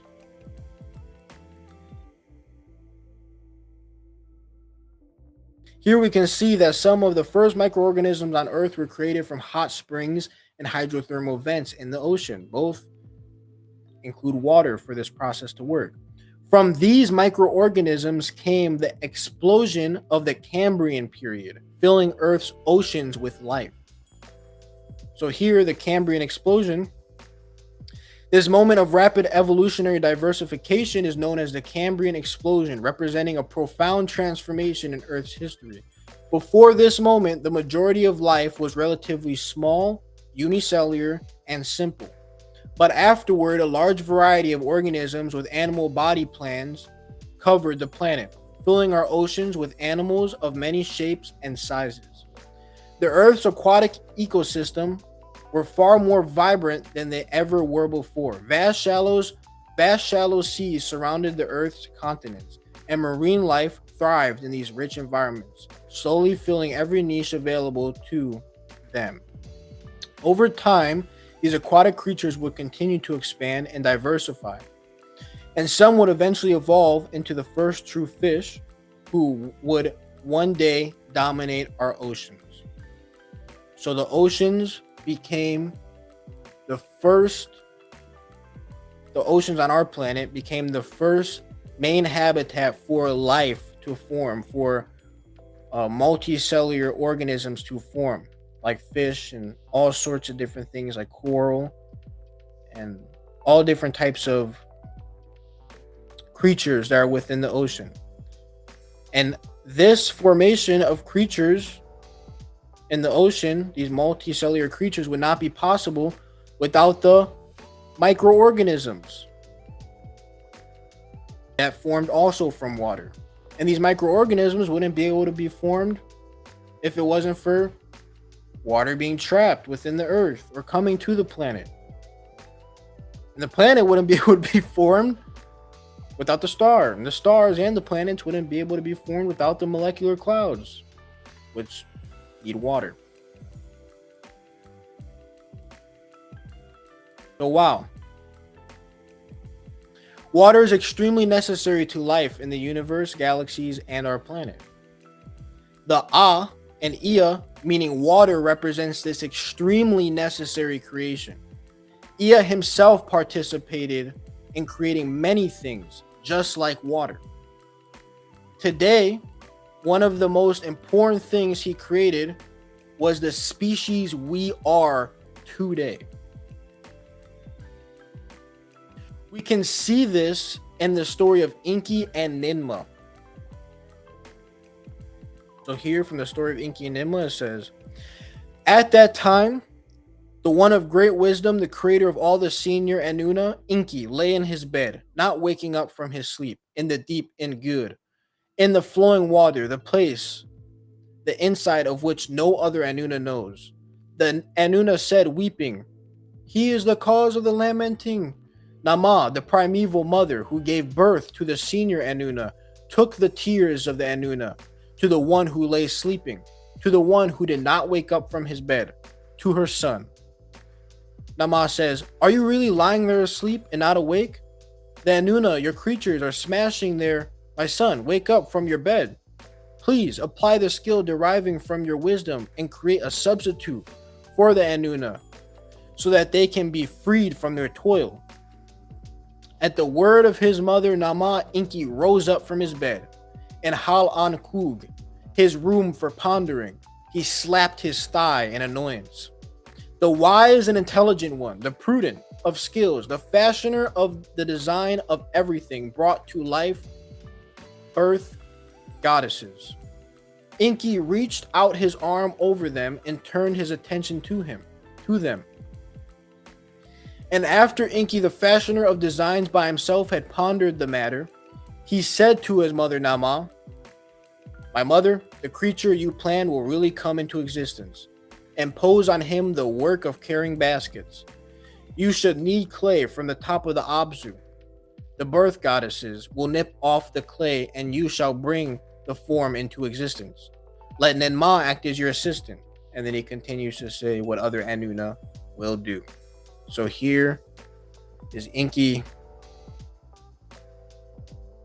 fashioning the birth goddesses that will be giving birth to the species we are today, and giving the word to create the species we are today. Wow. If Ea/Enki had not contributed to this wonderful event, then we would not be here. I would not be here talking to you. Nobody would be here. There'd be none of this at all. So we definitely have thanks to give to Enki. It doesn't matter what culture you are. Culture would not have been here as it is today without Enki. Whether you're Hebrew Israelite, a Jew, some European culture, Native American, some African culture, it really doesn't matter, because we would not be the species we are today if Enki did not contribute towards creating us. Therefore, praises be to Enki, Henu Enki, Hail Enki, Father and protector of mankind. He protected us in multiple ways, on multiple different occasions. He stopped Enlil from destroying mankind by warning Zesudra of an incoming flood. Without many different things that he has done, we would not be here. So it's very important to recognize that and to give thanks for that, for what he has done for us, and for all we know, what he continues to do for us. Now, what if I told you that the and Ea also translated to another word? So remember, and Ea means water. And we went over how important water is in creating life. What if I told you the and Ea also translates to another word that deals with liquid creation and the creating of a descendant? Like how water creates and then something comes from it. Let's see if and Ea has to do with another word that has to do with liquid creation and the creating of a descendant. Let us see. Here. It means water, semen, progeny. Boom. Yes. Also means semen and progeny, because semen creates life, just like water. And both water and semen create progeny, something that comes forth from yourself or from the creation. So and Ea means water, semen, and progeny. So now we know why one of the names of this great Anunna is Ea. It can translate to house of water, or house of semen, house of progeny. This Mu name represents Ea's creative ability, his ability to create like water, to create like semen.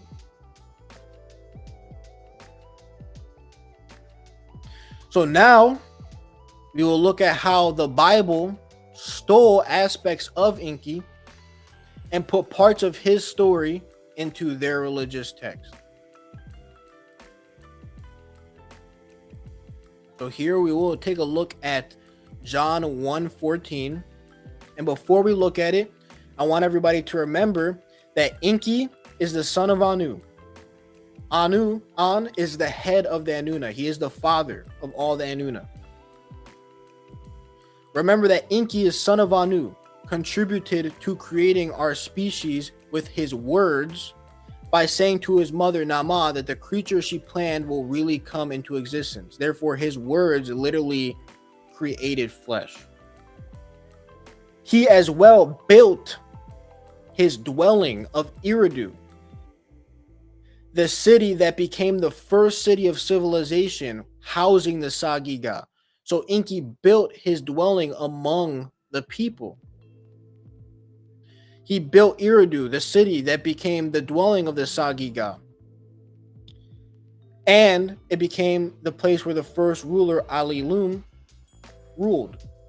So here, I went over this already earlier in the class, but I'll read it again as a sources. So here's Enki helping create humans by giving words. Enki, the fashioner of designs by himself, had pondered the matter. He said to his mother Nama, Enki says, "My mother, the creature you planned will really come into existence." So without him saying that, I wouldn't be here speaking to you today.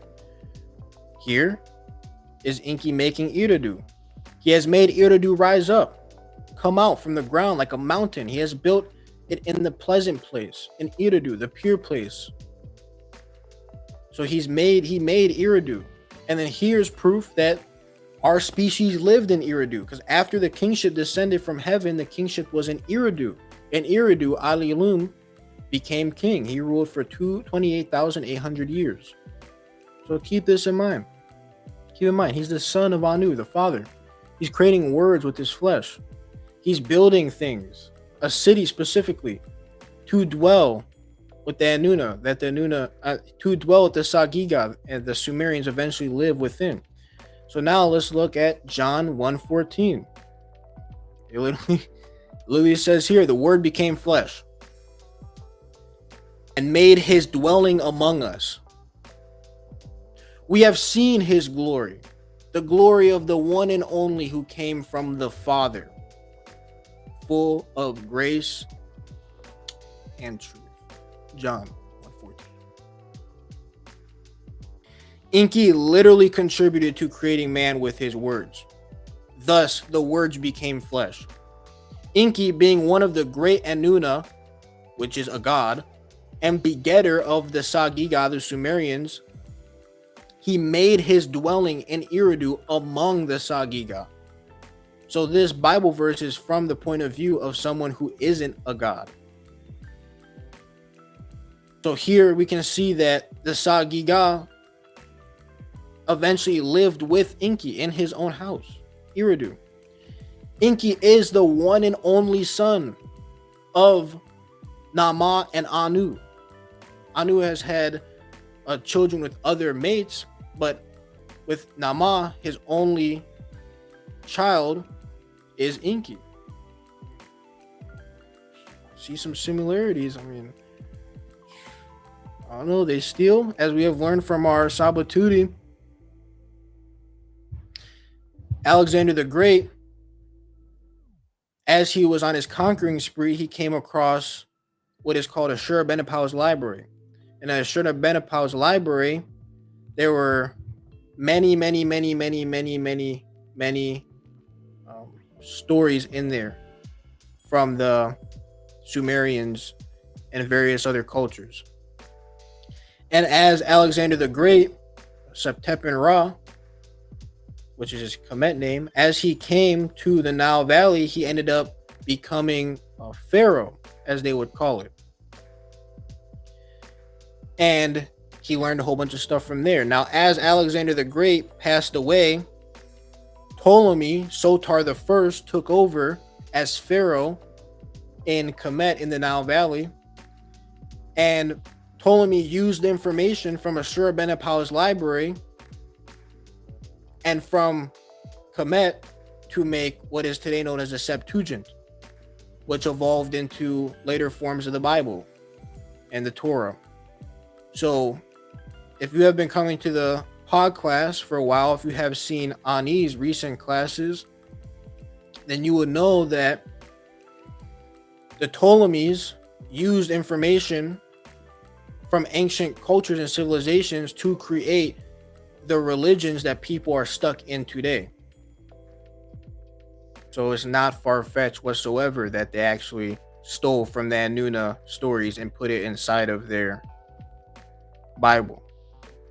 And it's really a sick trick, because you have people believing in books that aren't necessarily true, but there's truth within it. And the subconscious mind of the person cannot discern the truth from the falsehood. Therefore, they get attracted by the truth, but then they can't separate which is which. So now it's all just real.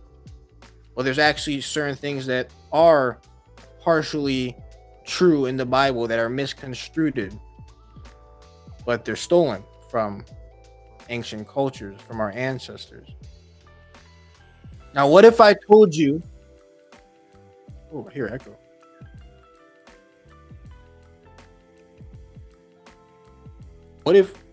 What if I told you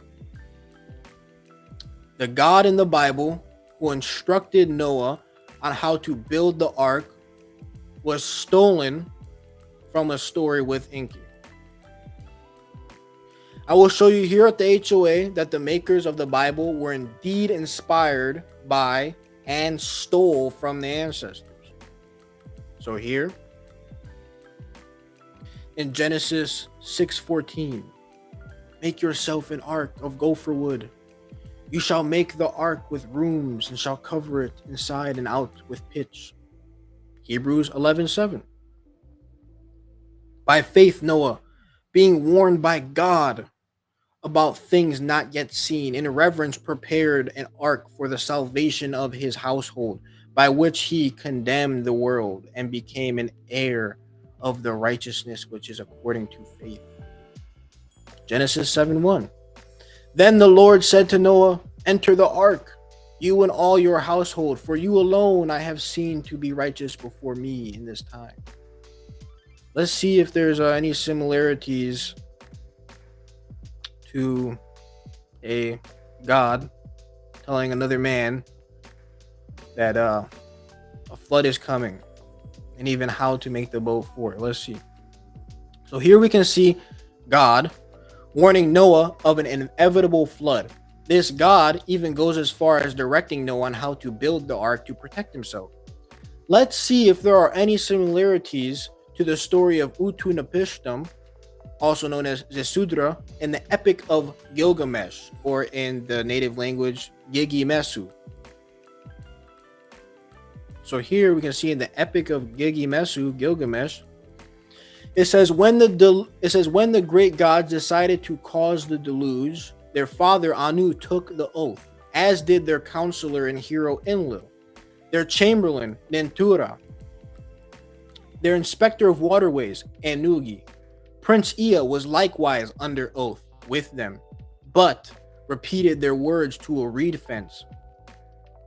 Reed fence, brick wall, reed fence, brick wall, listen, O reed fence, pay heed, O brick wall, O man of Shirapak, son of Ubara Tutu, demolish the house, build a boat. So here, I spoke about this earlier in the class, Ea was under oath not to tell Zesudra that a flood is coming. So instead, he's speaking to a wall. And he tells the wall, he says, O man of Shirapak, son of Abara Tutu, demolish the house, build a boat, abandon riches and seek survival, spurn property and save life, put on board the boat the seed of all living creatures. Sound a little familiar, that part right there, especially. It's something about like in the Bible, Noah take two of each creature and put them on the boat, all that stuff. Well, here we can see from the Epic of Gilgamesh, it literally says, put on board the boat the seed of all living creatures. Even goes as far to instruct on how to build the boat. It says the boat that you are going to build, her dimensions should be all matching. Her breadth and length should be the same. Cover her with a roof, like the Apsu. Yesudra says, I understand and spoke to Ea, my master. I hereby concur, my lord, with what you told me thus. I have paid attention. I shall do it. Then the story continues on with Zesudra Utnapishtim on asking more questions to Ea. You can read this story in the Epic of Gilgamesh. There is a lot more to this story. This is just part of it. If anybody would like for me to make a class on the Epic of Gilgamesh, I definitely will. I highly advise you read the story yourself. It's a little sad, but it's a good story. Good recollection of history from our ancestors. Wow. Here we can see that Enki warned Utnapishtim indirectly through a reed fence and brick wall due to his oath. Enki even tells Utnapishtim the dimensions, breadth, and width of the boat that needs to be built. The story continues on describing the boat and what happens after the flood. That is for another class though. So I have showed a few things that were stolen from our ancestors, from a god telling a man about a flood coming to what actually really happened. and even to them taking verses such as John 1:14. I've gone over some of what Ea means and what Enki means and why he is named that. So now we will move into the conclusion of my class. Hail Enki, Tua Enki. I will now conclude my presentation with a song in remembrance of Enki and a hymn to Enki. So the song is called ENKI'S Hailstorm. It is sung by Peter Pringle, and this song can be found in the beginning of the story called Gilgamesh, Enkidu, and the Netherworld. I choose to have this song played because the song is a story, and when a story is told, it helps us remember somebody and something that they went through, in this case, Enki. Peter Pringle does great with this song. He uses instruments that the Sumerians use themselves, and he sings it in the native language. So I will now play the song by Peter Pringle, ENKI'S Hailstorm.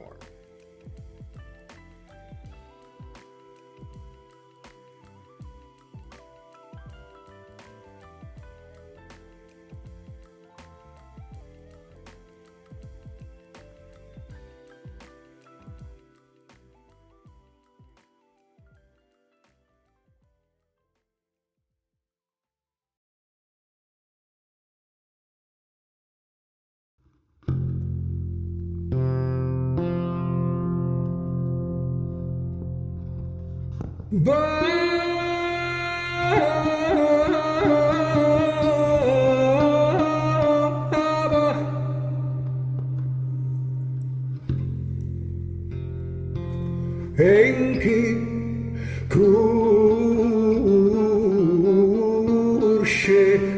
baba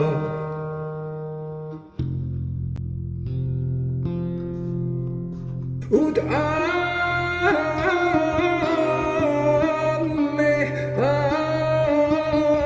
amba ande aba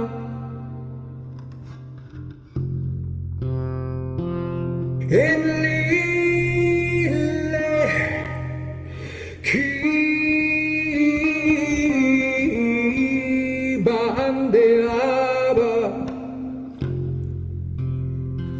Enki kurşe baba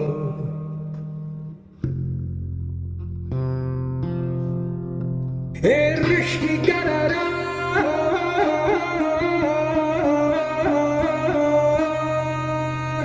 kurasan rigbi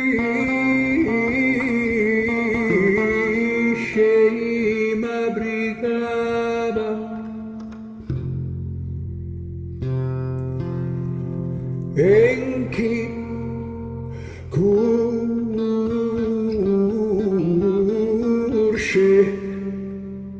baba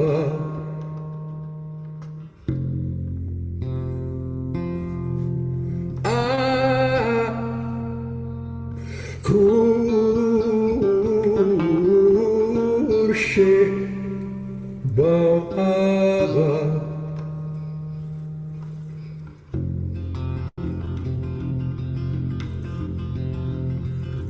lugar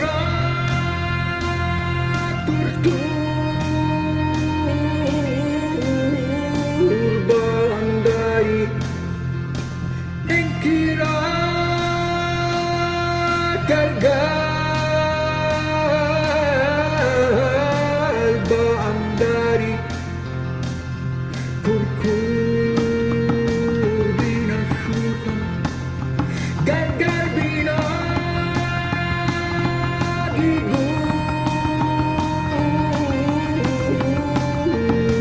Dakan Unishma Turenki Kage Ningbuna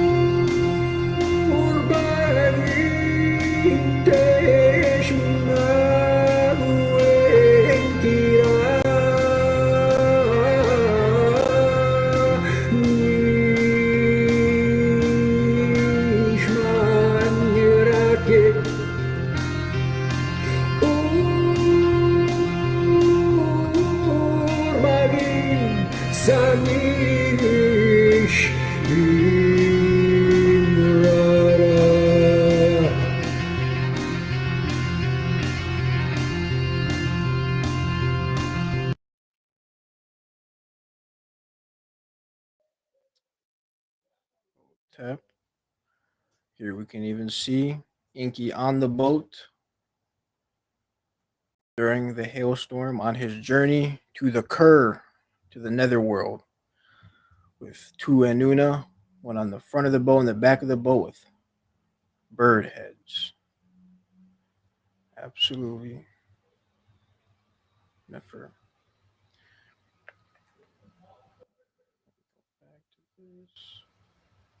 So now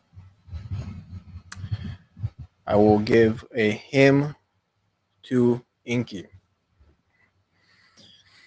Lord of complex divine powers, who establishes understanding, whose intentions are unfathomable, who knows everything. Inky, of broad wisdom, august ruler of the Anunna, wise one who casts spells, who provides words, who attends to decisions, who clarifies verdicts, who dispenses advice from dawn to dusk. Inky, Lord of all true words, I will praise you. Your father, An, the king, the Lord who caused human seed to come forth and who placed all mankind on the earth, has laid upon you the guarding of the divine powers of heaven and earth, and has elevated you to be their prince. An, king of the Anunna, has instructed you to keep open the holy mouths of the Tigris and Euphrates, to fill them with splendor, to make the dense clouds release plentiful water and make them rain all over the fields, to make Aknan lift her head in the furrows, to make vegetation in the desert, and to make orchids and gardens ripe with syrup and vines grow as tall as forests. Enlil, the Lord who creates everything, has bestowed on you his august, proud, and greatly awe-inspiring name. You are Junior Enlil. Throughout heaven and earth, he alone is divine, and you are his younger brother. He has placed in your hands the power like him to decide destinies of both the south and the uplands. A good decision that comes forth from your mouth is exceptionally powerful. Sabara, a name of Enlil as a judge. Sabara, you concern yourself with the sustenance of the people who are widely settled as far as the borders of the mountains. You are their true father. Lord, altogether they praise your greatness like the greatness of their protective deities. Nudimud, let your holy word and august command be a source of honor for Anu, and let him have no rivals. Tua Inki, for all that you have done for our species, who we are, the creation of us, for all the protecting that you have done for our species and us. Your sound vibration lives on. You live on for eternity. You will not be forgotten on this planet. You will not be forgotten for what you have done for this planet. And I send energy to you of love, Mary. And all I ask is that you promote yourself through this class so people know who you are, what you have done, and they are appreciative of you for the contribution you have given to our lives and to our ancestors' lives. Tua Hotep Mary. Brought back to the people by Anu. Hotep, I'm done. Tua for your attention. Henu, great ancestor Inki. You are powerful, alive, eternal, and here to bring back the truth. Anku Jaseneb, Hotep. Well, Mary.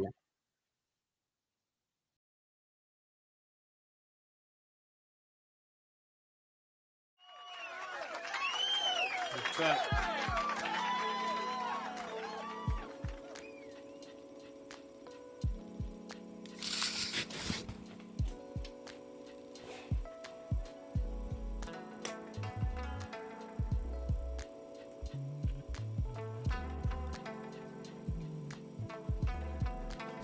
What's up, brother? Can you hear me? Can you hear me? Yes, I can hear you. Oh, okay. Peace and love, great brother. Peace and That love. was phenomenal, brother. That was great. I was in and out, so I didn't catch the whole thing in its entirety. But I love the song. That was great. I don't know where you found that at. I did catch parts of it as I was, because I just got ANCESTRY down here. I don't know what's going on down here. It's tropical. But I did catch a little bit of it, most of it. I'm definitely looking forward to running it back tomorrow while I'm at work. That's when I do my best digging deep, because I could just listen and focus. But I wanna show you something. So I love you, brother. I love what you're doing, and I love your classes. I want to show the people something. I don't know if you can see this. Can you see it? This is my. Hold on, let me turn it around. So this was one of my first. I don't know how to. Hold on. There you go. Can you see it? Saw it a little bit. It looks like a plant. Yeah. So that's Inky right there. That's my Inky right there. Yeah, you see it? Yeah, so it sits in my windowsill right there. That's actually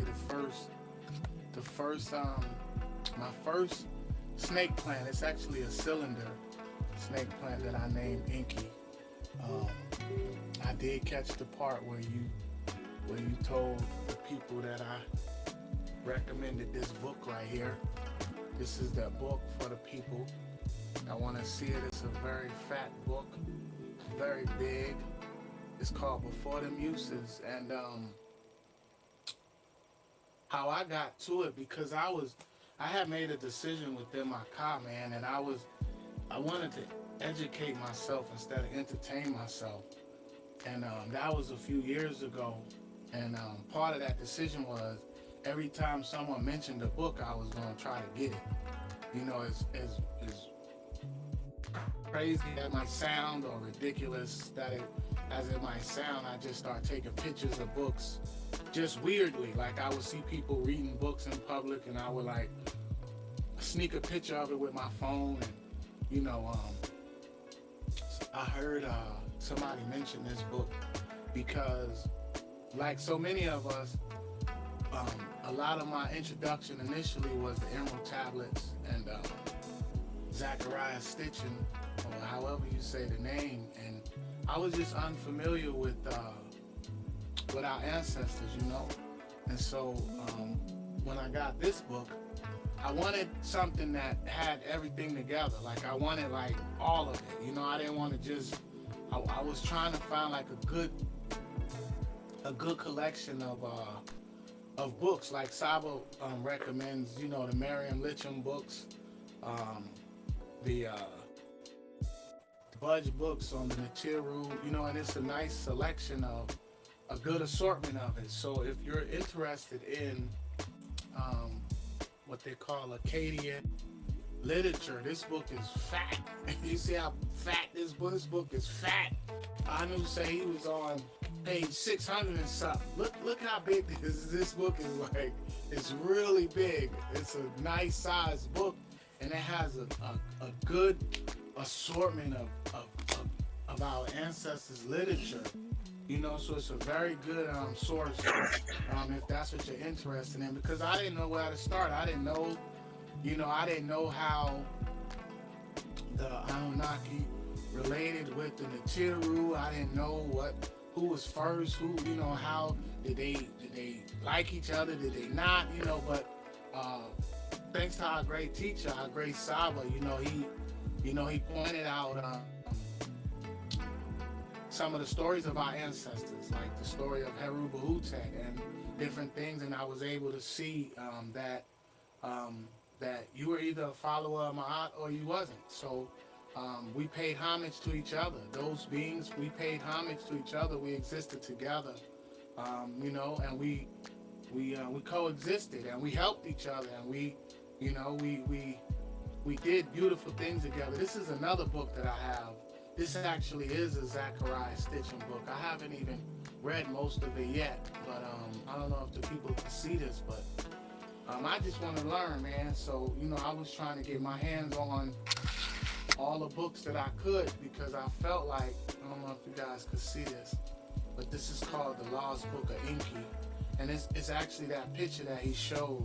Hold on, let me see something.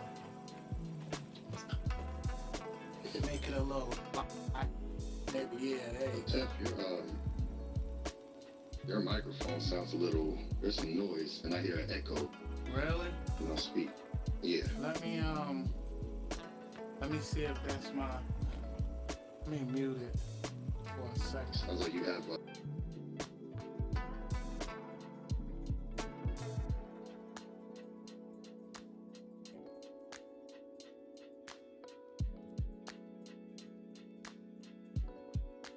What about now? Is that better? no, it's the same. It's the same? I don't know. But yeah, great brother, that was a great presentation. I definitely look forward to running it back in its entirety tomorrow while I'm at work. And I appreciate you, and I appreciate you sharing with us, you know, about the ancestors. I love it, brother, and I love your classes. So two out for that, great brother. Well, very much for your appreciation, ERIDU. Marie to you. I'm happy that you love my classes.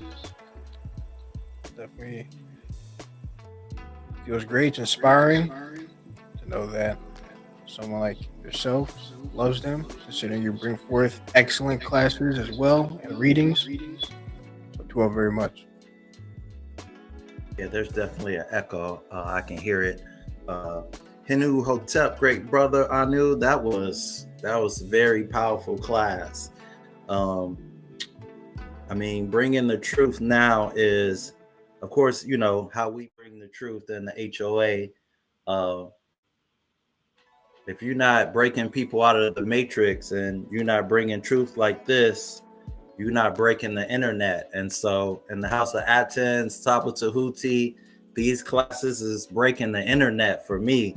Like, you are doing amazing work, great brother. You're doing magic, priestly work with bringing this truth to us, because besides you and Sabu Tehuti, and, you know, I heard, you know, Killer Priest mention the Anunnaki on some of his songs, and on the Podcraft, he would talk about the Anunnaki.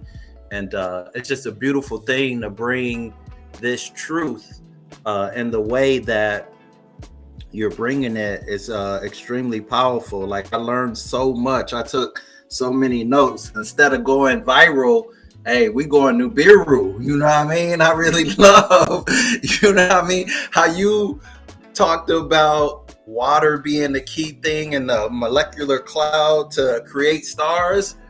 Whoo, sheesh. That's what we need. You know what I mean? These kind of teachings we need to obliterate the distractions, right? And these lies have to be demolished. I mean, like nuclear bombed. We just need to blow all of this, all these things, this psychological warfare that they have put upon us, all the things that they have bombarded us with. This is how you bust back. So I really love how you bust it, you know. So that's really powerful. So Hinu Hotep to you for that. I took a lot of notes. I really love how you showed Enki, flowing stream full of fish, the images of who is the Anunnaki, teaching us about the Enuma Elish. Enki's father was Anu. I took so many notes in that, you know, Enki had 7+ kids, who his mates was. I love how you put the etymology in there.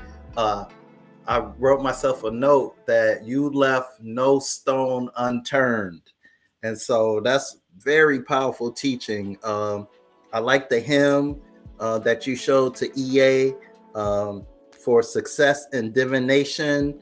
Very powerful. You know, I love the priest, etymology of Lord. how you broke down ancestors, like how you put it all together flowed really well. And so, of course, I gotta love how you said Inky was well versed in magic.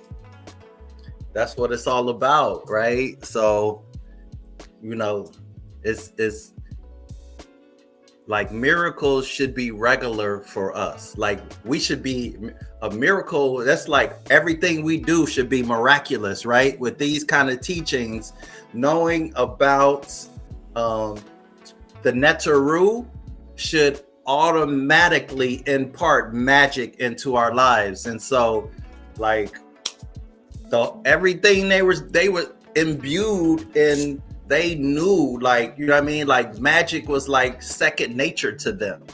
And so it's a beautiful thing how you have brought, you know, this into the forefront in the way that you did. And so yeah, this was really great. I learned so much from this. This was very inspirational. I like how you busted out, you know, these people who be stealing the Noah story, stolen from the Epic of Gilgamesh. And then the way you ended it with sound vibration, with the music, that was a straight up ceremony. So Hinu Hotep for the ritual and for the teaching and bringing this magic forth, so we don't forget. We have to remember Temps. We have to bring ourselves together, and we have to remember those that should be honored, right? So all this other craziness that's going on is way less important, right, than these kinds of teaching. This is what we should not be focused on, not Puff Daddy and how much baby oil he had and all the sex toys that were confiscated, him getting arrested. So I don't care. So Hinu Hotep, yeah, we don't want to be invited to nobody's barbecue that don't represent the ancestors properly. Yeah, it's probably pork on there. I don't want none of that. So Hinu Hotep, great brother. I appreciate you very much. Well, very much, Ordesen Menku. I appreciate your appreciation. Definitely were an inspiration for this class. Anytime I came across the magic aspect of Inky or the priest aspect, I was like, Menku's gonna love this part right here. I already knew it. So Tua very much, Hotep Maria Henu, to you for your appreciation, for taking notes. I'm happy that I could bring forth information from the past that you could learn from. Tua to the ancestors for giving me that ability and opportunity. To you and everybody else for listening as well. Hotep Marie. Yes, and I want to say, I just want to encourage everybody to a regular part of your life. We are from the family of scribes, so everything you do, you should be recording and taking notes. That is a part of the culture and the spirituality. How do we carry on tradition? We have to, how you study it, you take notes, you got to record and do it in a way that makes sense to you. So everybody should be taking notes all the time. That is the lifestyle. That is the culture. That's the spirituality. That is where a part of the magic comes from. So be good note takers. Be good students. Be great students. Be a Saba. Be a student and a teacher. Hey, Hotep. Anu, my brother. Yo, number one, I think it's a great advantage that what you know in the Anunnaki and still learning under Saba with Kemet, I think that's phenomenal. Because I don't know much about the Anunnaki, right? So all I'm just sitting and digesting, right? So it's just more like, okay, cool. Like let me hear, right? So, and I like how you take that style of how like Saba breaks down and you're doing it for the Anunnaki side. That's cool because what a great neighbor, right? Even though we live in a world of Isfet, like they try to you know, put that versus, you know what I mean? They try to make them war against each other. Not saying that there probably wasn't any conflict. I don't know that, but at the end of the day, obviously they're a great neighbor if Astarte is sets the Turk, right? So obviously there's just this understanding and you know each other's coexisting is what I want to say, right? So I just want to say, brother, I appreciate you. Tua for not burying this, right? Because we in the house of ATTON, everything is Medu Netter, everything is Kemet, everything, and you staying true. So Tua for not burying your knowledge and what you know. That's everything to me. Those are the layers that I see, right? And Tua for just never just saying, you know what, I'm gonna put the Anunnaki thing to the side and only be, because to me I feel like that's just hiding a piece of you. And I know you already got the name. I already know that Antu got the name, so don't hide from it, right? So I think that's a beautiful thing, brother. Tua to you for standing on that. I see no isfet from you. So obviously you learning from the two is a phenomenal thing. So I just give you that adoration for your courage, brother. And I appreciate you because you're well versed in this. You're very detailed in this. So that lets me know that you live it, right? So ain't no faking the funk. And I'm gonna tell you right now, there's a lot of popular people who speak on the Anunnaki, but they don't go into detail like you do. It's just you know off the top of the head, right? And so Tua to you, great brother. Hey, keep it up, keep doing what you're doing, and I appreciate the energy that you put into this, and I appreciate your hekau that you're speaking and everything that you're expressing in your presentations, great brother. Had to be here for you, brother. Tua to you. Hotep Marie. Hotep Marie, Tua, very much for your appreciation. Tua for being here. Even though you just got off work, you could have been doing something else. So Tua for being here. You made some great points. What a good neighbor. Because people do try to put different cultures against each other and stuff like that, and that's just not what our ancestors said.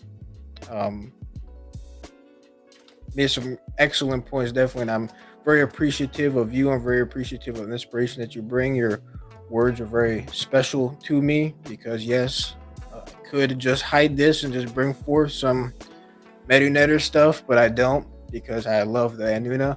I live for Maat. I dedicate myself to the Natiru. I still acknowledge the Anunna though, and what they have done for us as a species, and what they have done for our building of civilization. Just like how I acknowledge the Loa and the Orisha as well, because they are very important to me as well. But I dedicate myself to the Natiru. But because I have this information and a lot of people are just talking off the top of their head, I'm like, I might as well present it. So that way when people it's like how a test that you just want to learn, you just want to know stuff. So when people just get in that mode of wanting to learn and know stuff, that way at least when they go out there to go research who Enki is or Marduk, they'll come across a whole bunch of nonsense, but at least there'll be this one class that's there for them to help them understand more of what was happening in the past with our ancestors. So Tua, very much for your wonderful words, for your appreciation, for your encouragement. Definitely have fatherly energy. You're going to be a great father to your daughter coming up. You're already a great father to the children you have now. So Tua, very much for being encouraging. Hotep Marie.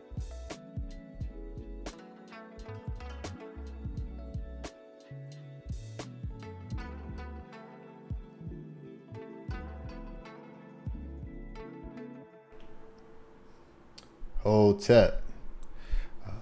Yes, peace and love, great brother. Ankh Dejed Usir. Yes, this was very powerful, very SAG-GIG-GA, very thorough, which is what I love about your classes. And I also appreciate how you chose specific parts to focus on. And even with that, you brought forth a lot of information, and which is beautiful. So it's a beautiful way to teach and walk people through step by step, you know, what these RINs are, what these names are, and that they're more than, they're not names that as we know them today. And that's something that is very important, that is focused on in reestablishing people's mindsets and what it means to be called a particular frequency and why that frequency is associated with you, so we can begin to eliminate these names that are given to us with no meaning, based on who you are, what makes up your ka, you know. So Tua for that, and going through the N and the key, and showing the glyphs, very powerful, showing the stories, the attestations, showing the sources, because that's what separates what you're doing from what everyone else does whenever they go to speak. Everyone loves to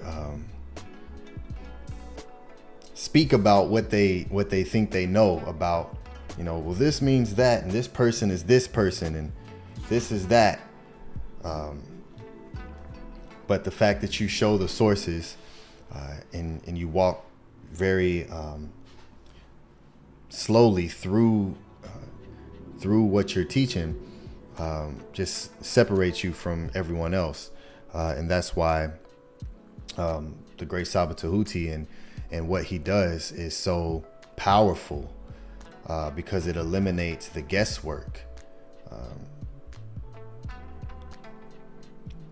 It's when what you just did is put side by side with anyone else, you know, the top speakers of these topics, it'll be shown very quickly, you know, the difference in study, and the difference in truth in ma'at, and the purity in wanting to not bring something forward just because it sounds good, or it may make sense in your brain because of how you want it to be.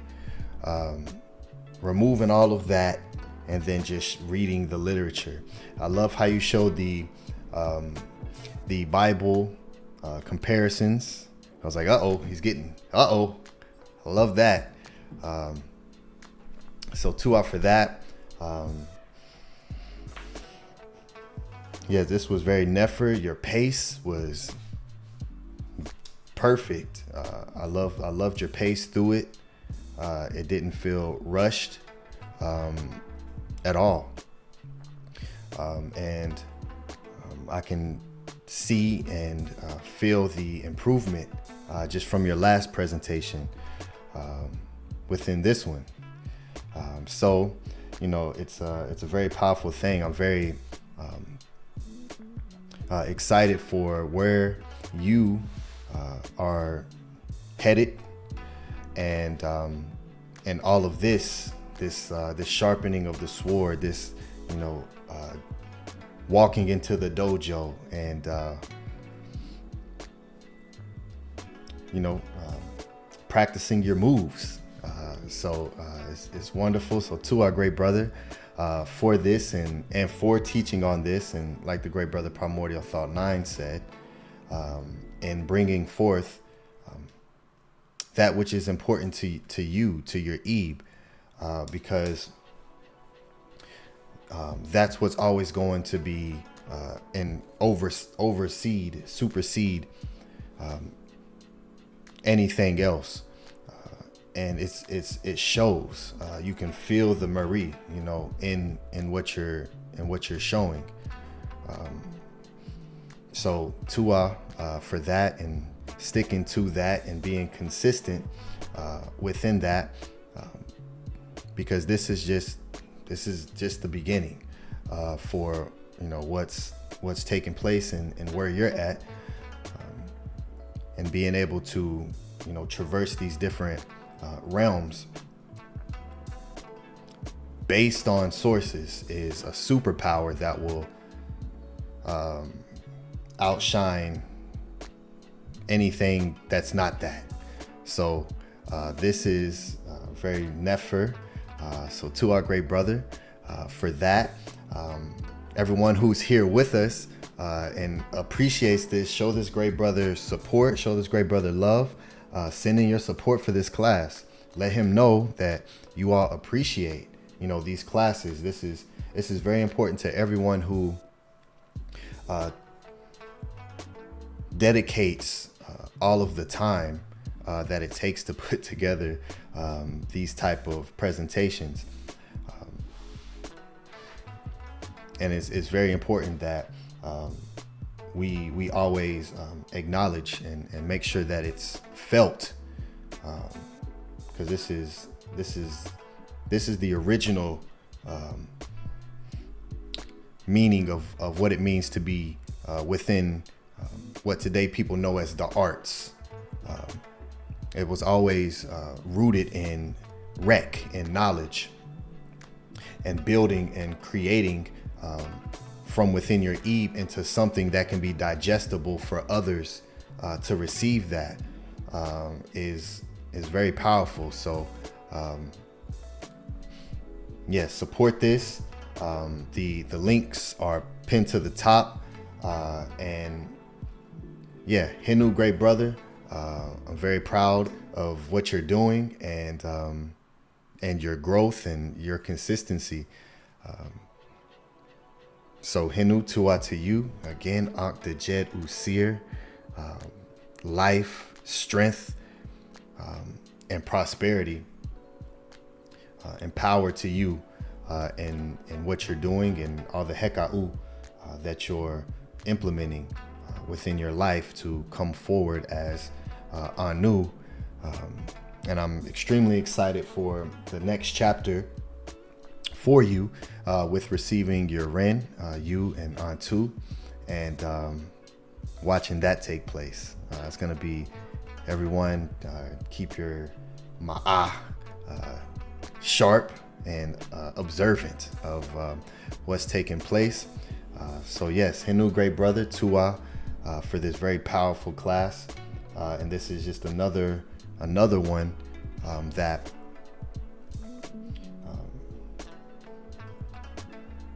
the great Pa'ut are shouting for joy for. You know, what we're doing is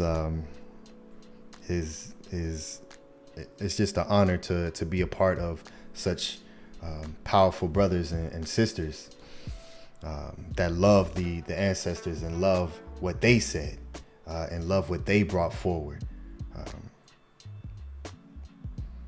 Because this is going to overpower this false matrix with consistency. So to our Hinu, great brother, Hotep, Ma Karu, Ankh Usir, Hotep Hinu. So yes, peace, Hotep. Hotep, Hinu, Tua Marie, very much for your excellent appreciation and for your excellent inspiration, for your words of Medu, and to encourage me to bring forth what makes my Ebe happy. Tua very much. Definitely appreciative that I'm able to bring this forth here on the HOA. Thanks to all of you. Thanks to Sabatuti. Thanks to the ancestors. Happy that I could make an impact happy that you you noticed that I just went over some stuff for the names like Enki and Ea because there's really a lot to go into. I didn't want us to be here real long, like the DW class on was real long. So 2 for noticing that, 2 for noticing pace I went at with presenting the class. 2 very much for that. Definitely kept that in mind when making this class. Keeping in mind to try to just pick a few things and go over it in a very detailed way. 2 for noticing me getting into the Bible a little bit. Hope that helps some people out, make some question things and question like why certain things are actually in the book. 2 for your inspiration, 2 for all that you do for HOA, for all that you're doing as the pilot right now of this new thing that is replacing StreamYard. So 2 very much for that and all that you do outside of the classes. 2 very much. Hotep Marie. Hotep Marie. So yes, just to give everyone an update who wasn't here at the beginning of class, the old Cash App that was just House of ATTON is no longer accessible. So we have a new Cash App, which is the House of ATTON. So this is where if you want to support and show reciprocity for all of what you see here, this is what you will need, which the link is pinned to the top. And I think I need to update the link in the bio, in which I will do. So for those watching on the playback, that link is updated now if you're watching on the playback. So yes, Tua Hinu everyone for supporting this, and I will here in just a moment go through the Gmail and see, so I can gather together and show all the support from the Meru, from those who appreciate this and show love to this and assist us in bringing forth what all you see here. So yes, Tua Hinu. So I'll go ahead and do that now. And I'll let the great brothers build. Let me see if I want to.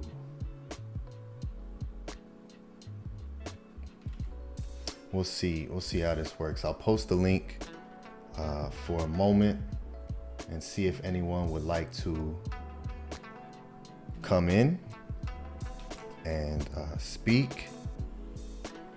There's the link.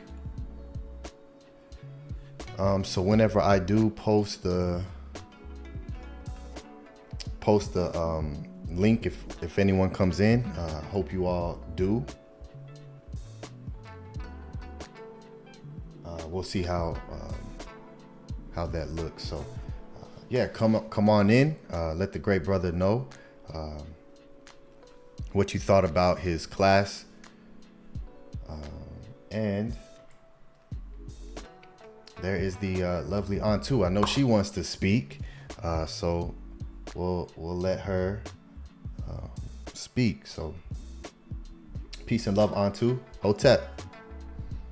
Hotep Mary, everyone. I'm very happy to be here. I loved your class a lot, Anu. I learned a lot and I wrote a lot too. So I'm going to go over just a few things that I loved about it.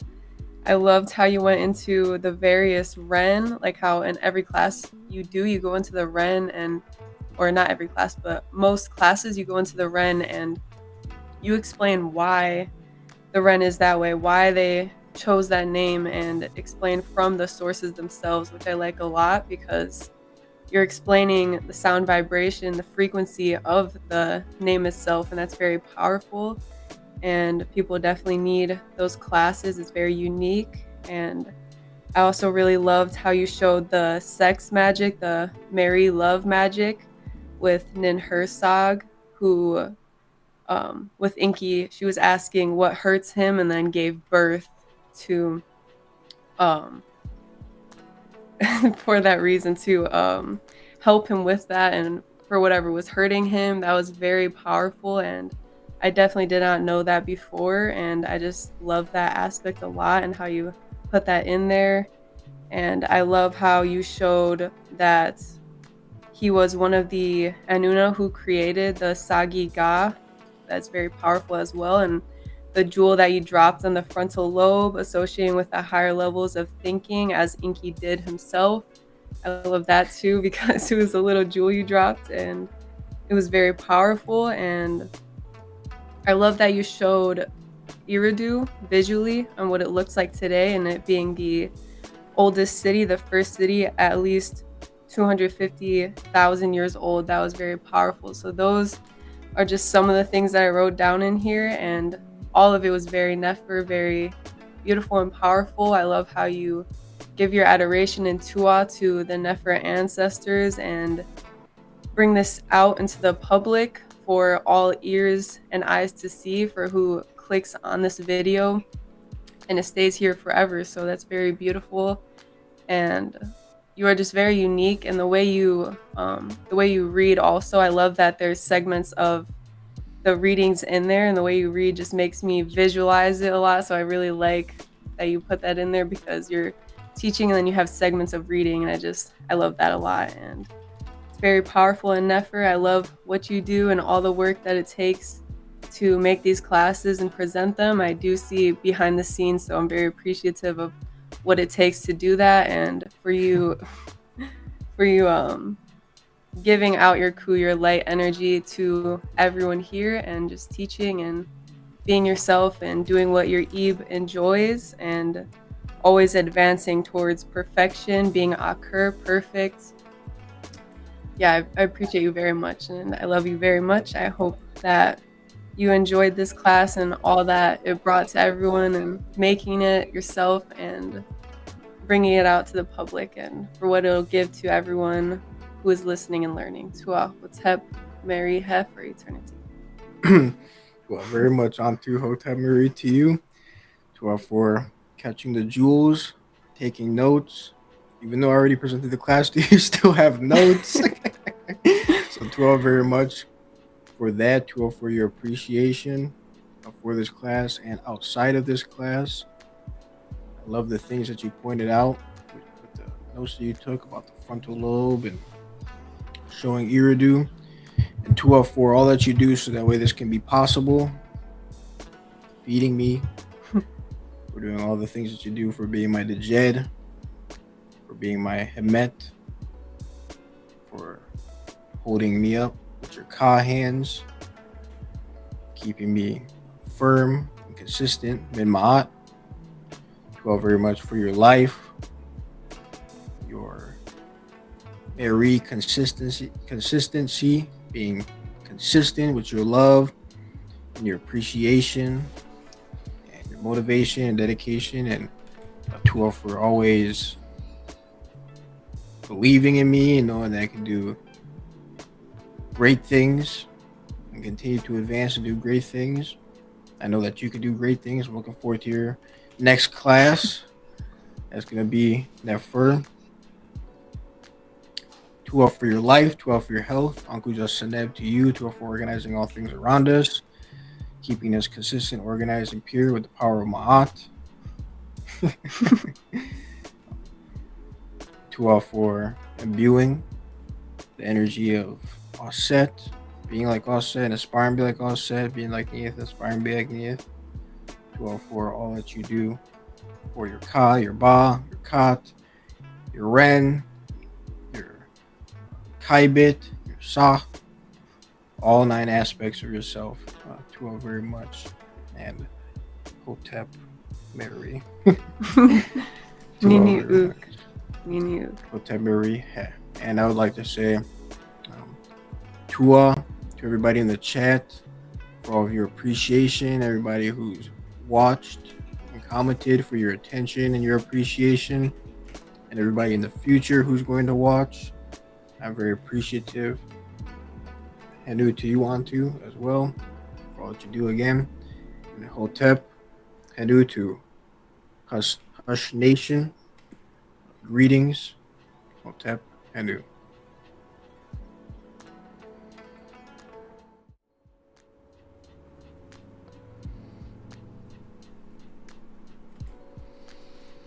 Hotep Henu. Yeah, I'll let you great brothers build while I continue getting the support. The link, I just posted the link again, and I posted the link to join the room. So I see you, Hush Nation. Peace, great brother. I'll be adding you. So yes, Hotep.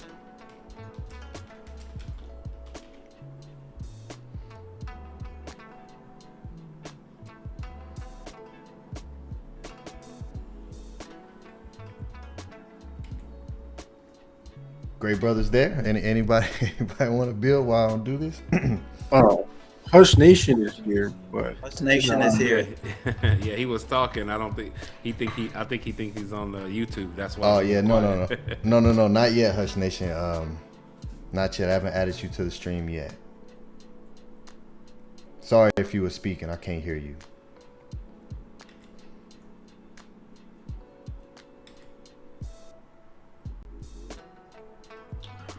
Well, Temeri to everybody, 204, everybody's appreciation, 204, giving your attention to this. For the people watching in the future, watching now that know about the ANUNNA, I hope that I could have cleared some things up and given you the ability to see how research on the ANUNNA should be conducted and that sources should be provided when talking about the ANUNNA.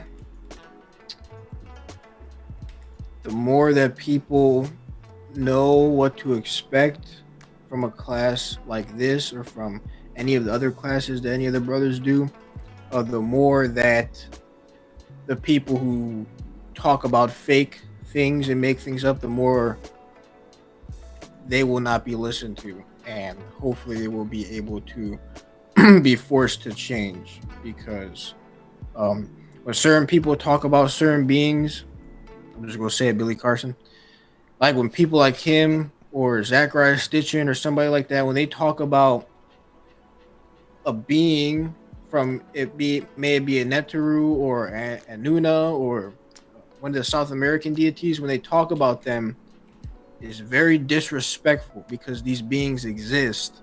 They're conscious energies that exist around us, that have existed on the planet, can exist now on the planet.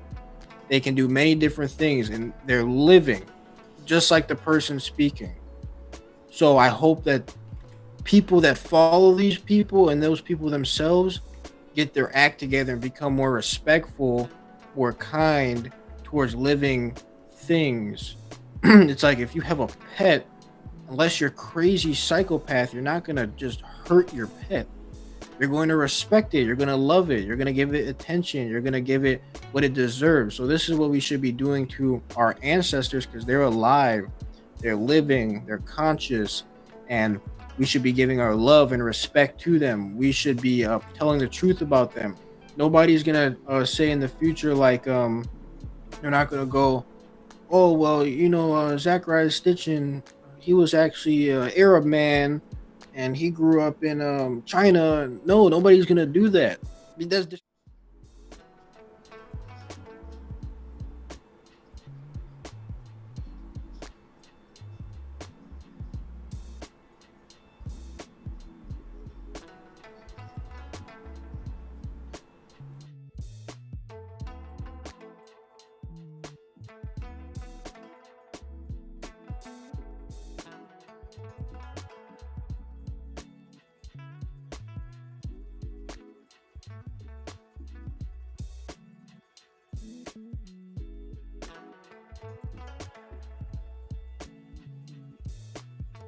themselves.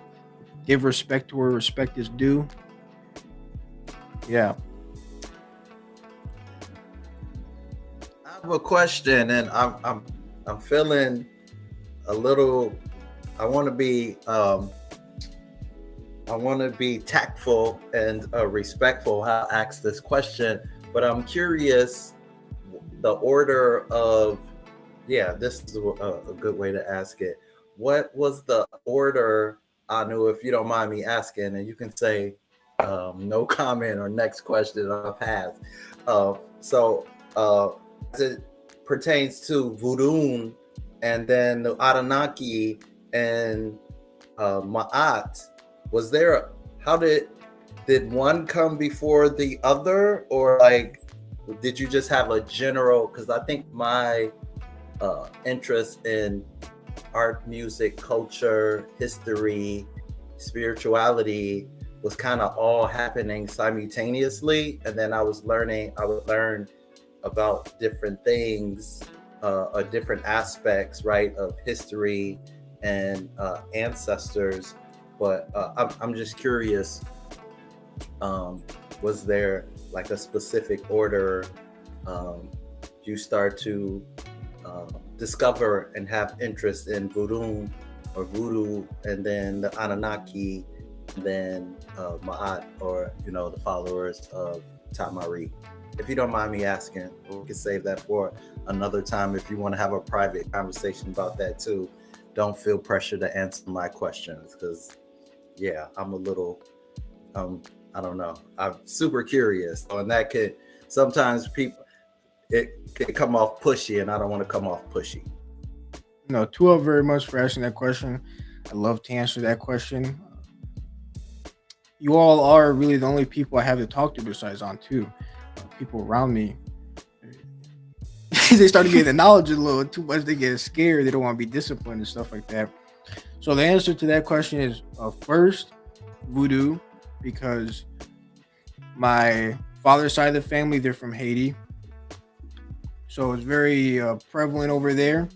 And as I grew up, I started to feel an immense connection to various different Loa and Orisha. And I had started to feel immense connection to Ogun. And then as time went on, I did research on the Orisha and them actually living in West Africa, being the descendants, well, not the descendants, but being the predecessors to many of the royal lineages in West Africa. And I had found out that my bloodline goes back to one of the royal lineages back in West Africa. So that explained one of my connections to the Orisha and to the Loa. And then after that, they don't have teachings. So they don't have teachings. And I had started to, they have spells and all that stuff, but they don't have a way of life that is really structured and has a solid foundation like Ma'at does.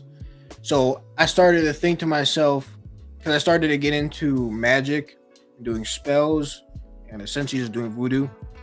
And I started to think to myself, well, if there's stuff that comes before this, then I should probably be looking into that, because that's what this would be influenced by.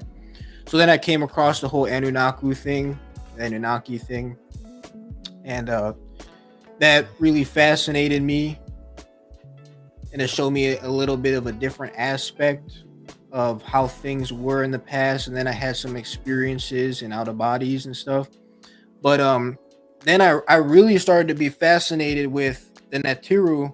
I was fascinated with the Anunna and the Anunnaki, but once again, them as well, it's hard to find their teachings. They have teachings, but it's hard to find them. So at that time, I wasn't really able to find them. And then I had a few interesting experiences with the Natiru. I had an experience with Sekhmet that was I can't share that here. That might get banned or something like that. But if you want to know in person, I'll tell you. But I had an experience with Sekhmet. I also had an experience with Amun. This is why I asked the question to Sabatuti if he can do a class on Amun, because one time I had an out of body, and I was in a forest, and I only saw the forest. There's green grass, trees with brown bark and green leaves, and everything looked very symmetrical, extremely symmetrical. And I was standing there and I was like, where am I? And then I turn around and I see at the time what I called an Egyptian person standing there, because I didn't know Sabatuti at this point in my life. I didn't know what I know now. So I saw a quote unquote Egyptian person standing there. And the person was a little shorter than me. And I was like, who are you? And then I remember the person said, oh, you don't remember me, old friend, because of where you are now. And he just smirked and he pointed to the sun. And like as soon as he pointed to the sun, I heard in my head, Ra. And then the sun turned black. And the black light coming from the sun was making up the reality I was in. And then I heard, Amen, Ra. And I was like, wow. And basically he said, you don't remember me because of the situation, the state of mind that you are in, alluding to like the Matrix and like incarnating on this planet and not being taught what we're supposed to be taught. He said, but you're an old friend. And he said, one day you'll remember. And then I just kind of woke up. I was like, what the heck just happened? And that experience, I feel like that was a very important experience to me, because after that, I started looking into the Naturu, but same thing with the Anunna, I couldn't really find any teachings. I couldn't find anything like to live by. I didn't even know that they called their way of life Ma'at. I just know they had a way of life. I knew that was right, but I couldn't find anything about it. And then as some time went on, I'll share this, might as well. As time went on, I did a ritual, Tui Legba. And the Legba is known to open up doors in your life. So I did a ritual Tui Legba. I won't go into detail, but eventually one day a door opened. I heard a knock at the door, and the door opened, and the Legba was standing there like in this reality, literally. And the whole thing happened there. And then a few months after that, Sabatuti came to my life. And I had to realize that that ritual I did, Elegba opened up a door in my life, and that door was to Sabatuti. So it was like, I was blown away. It was So fire! Ooh, yo, I gotta. I'm not gonna tell you something, but you're helping me with something that's kind of brewing inside of me, and I think it's gonna really give life to a lot of people. So I'm glad I was pushy and asked that question, because you just made me rewrite my verse, and it's gotta, it's gonna go up so much further. So that is such a powerful story, Hindu great brother, for sharing something so personal, right? And this is the thing I'm talking about, of miracles like should be normal to us. Like we shouldn't, like how people speak about miracles, we should be on a whole different level, right? Like that is proof, right? That's the thing I'm talking about, right? That dream that you had, and then for you to be here and engaging with Saba is that's the testimonies that we need for each other. So we know that we're supposed to be ahead of the synchronicities. The miracles are supposed to be flowing through us. We're supposed to be imbued with it, and everybody should be in awe of us because of our connection to Saba and Saba's connection to the Netaru, and everything that's happening right now. It is happening. So that's, man, Tua to you. That's very powerful, great brother. I'm glad you had that experience, and I'm looking forward to in the Discord and at the pathways, and when we're in each other's presence, and even on in these classes and our gatherings, that we're sharing this information with the people so they can join in the magic that we're in right now.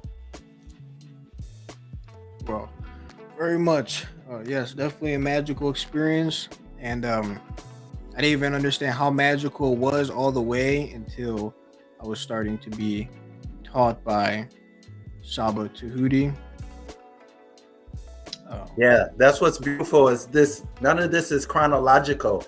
At least for me, I can say it's not linear. Even when I do my classes, this will happen. I'm like, okay, I'm going to do this. And then nothing doesn't come. And then, oh, okay, add this. And then you're going to add this. And then you're going to do this. And then I was like, okay, I'm just collecting data, right? I'm collecting all this magic is coming to me, right? And then it's like, okay, here are all the pieces. And then you like, this goes here, this goes here, this goes here, this goes here. Even though this came a month ago, this came 2 weeks after, you know, it's not chronological how this story has happened. And that's always been my favorite kind of movies, not the movies that are like linear, right? And just chronological. I like when sometimes you're starting at the end, right? And they're showing you flashes of the middle. And that's what I love is the visionary, right? And that's what we get to do in these teachings and honoring our ancestors. We get to be visionaries, right? Because like you said, this energy, these ancestors are living conscious beings, right? So that when your radar, when your satellite, and when we're paying attention in the magic and we become the magic, then we can hear, right? Like we it's different, right? These miracles, and we understand and we know, and then we get to pass it on. We get to be a vessel. It's so magical. It's so beautiful. So Hinu Hotep, a great brother. Yeah, and I had a really interesting experience when I was in Cuba, and so I'm very interested in voodoo. I've just learned a little bit on the basic level, and I love how you talked about shared about your lineage to the bloodline, royal bloodline to West Africa. I got some questions for Saba because I actually had heard Bobby Hemmett, and I found it. He mentioned the book. There's a book that was written about the Neteru after the invaders came in, how some of the citizens of Tamari migrated to Ghana. And so that's what, in the West Africa, and we made our connection, why some of us are waking up and having our connection to Tamari, and how Ghana, West Africa, is one of those important locations that is important in the history of our story. So I'm talking a lot, but yeah, I just wanted to share that. That definitely be a great question to ask. I've heard the same thing. I'd love to know the answer. And I just want to say something that Nook said in the chat. Personally, I did not make a contract with the Loa or the Orisha. And if you have a personal connection with them, if you are related to them, it's like ancestral worship. So a great example is Sabatuti does not have a contract with the Loa Orisha, but he has a connection to the Baron. And I, in some ways, can relate to that. I have a connection with the Loa and Orisha without a contract. If you have a contract, it's up to you, but I don't have a contract. Yeah, I don't have a contract either, but I think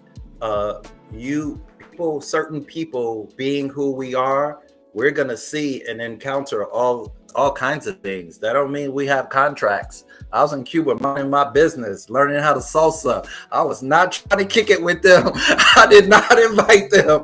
We have no agreement. So yeah, just because you encounter something does not mean you have a contract. So yeah, people want to be around us. You're gonna draw all kind of people are gonna be drawn to us. And so what you do from there is up to you. So yeah, no contracts. No, we independent, baby. Otep Hush Nation, Uncle Justineb, Hotel Marie. I'd like to hear your wonderful tones. Protect Marie family.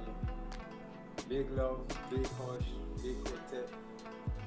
Big Sakim. You're speaking. Oh, yeah, I can hear you now. Never mind. Pardon me. Hearing me? Are you hearing me?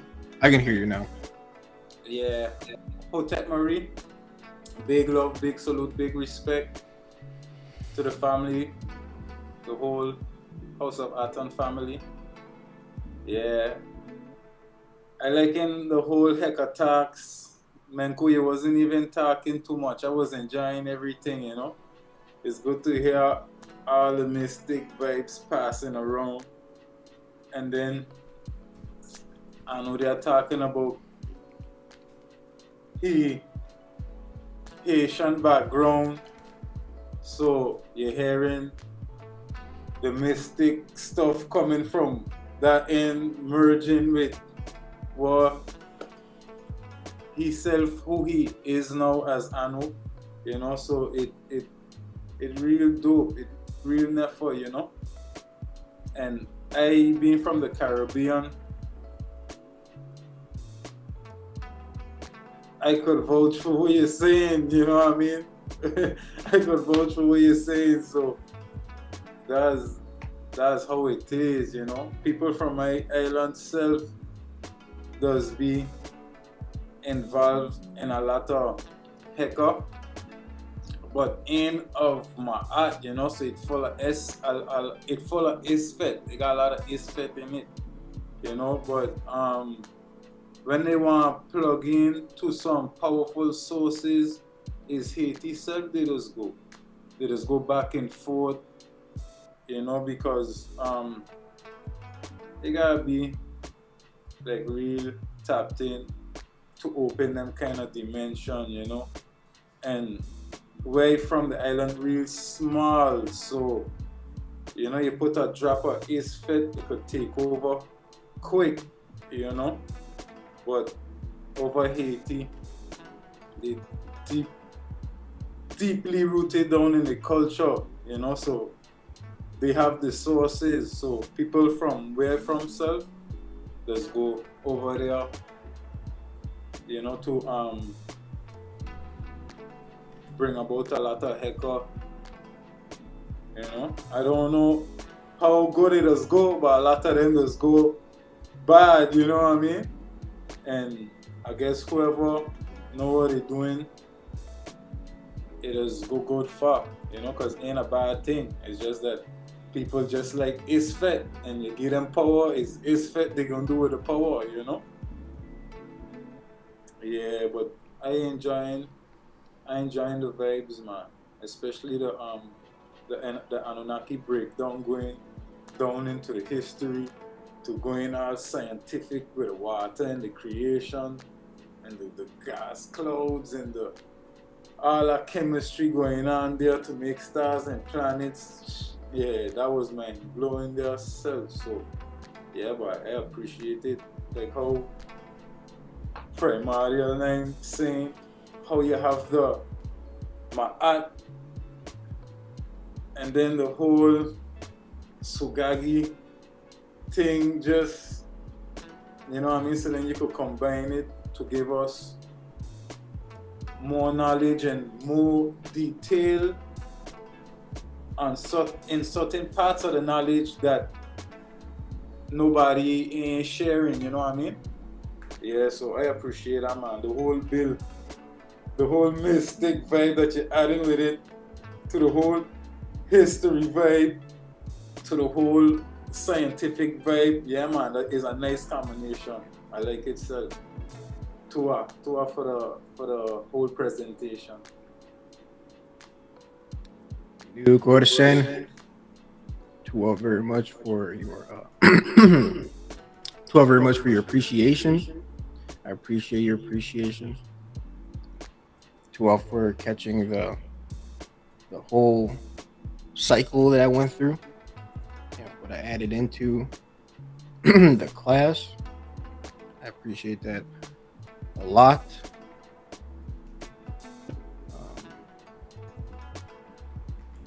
Something I think about too when I make the Anunna classes is like myself as a follower of Ma'at, I look at Ramses Ramesu and how he was a follower of Ma'at and is a follower of Ma'at still. And I think about how much he knew about the Anunnaki. Like, if he had a class, he'd blow it out the water. It'd be way better than my class. And he himself was a follower of Ma'at. So I think about how much the ancestors of the Nile Valley knew about the Anunna as well, because of the stories. There's probably stories out there that we might not know because they might be lost to time. They might still be buried.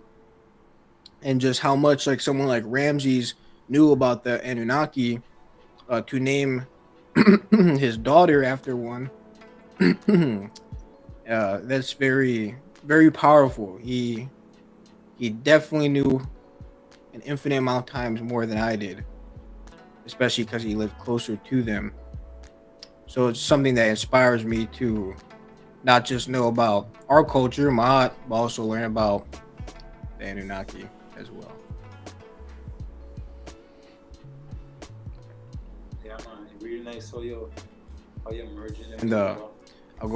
And I'll talk about the Haiti thing real quick. I had an aunt. I never knew her. She already passed. She passed away a long time ago. But in Haiti, in the town she lived in, she was known as the voodoo queen.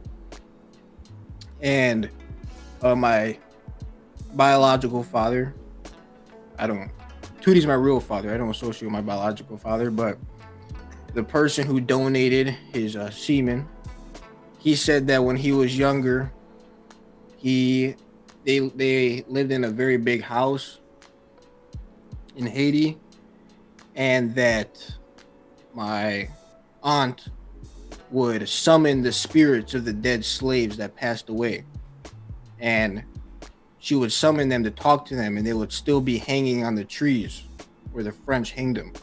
And she would talk to them, and they would talk about various different things. She would help relieve them of traumas that they went through and stuff like that. And my biological father, he's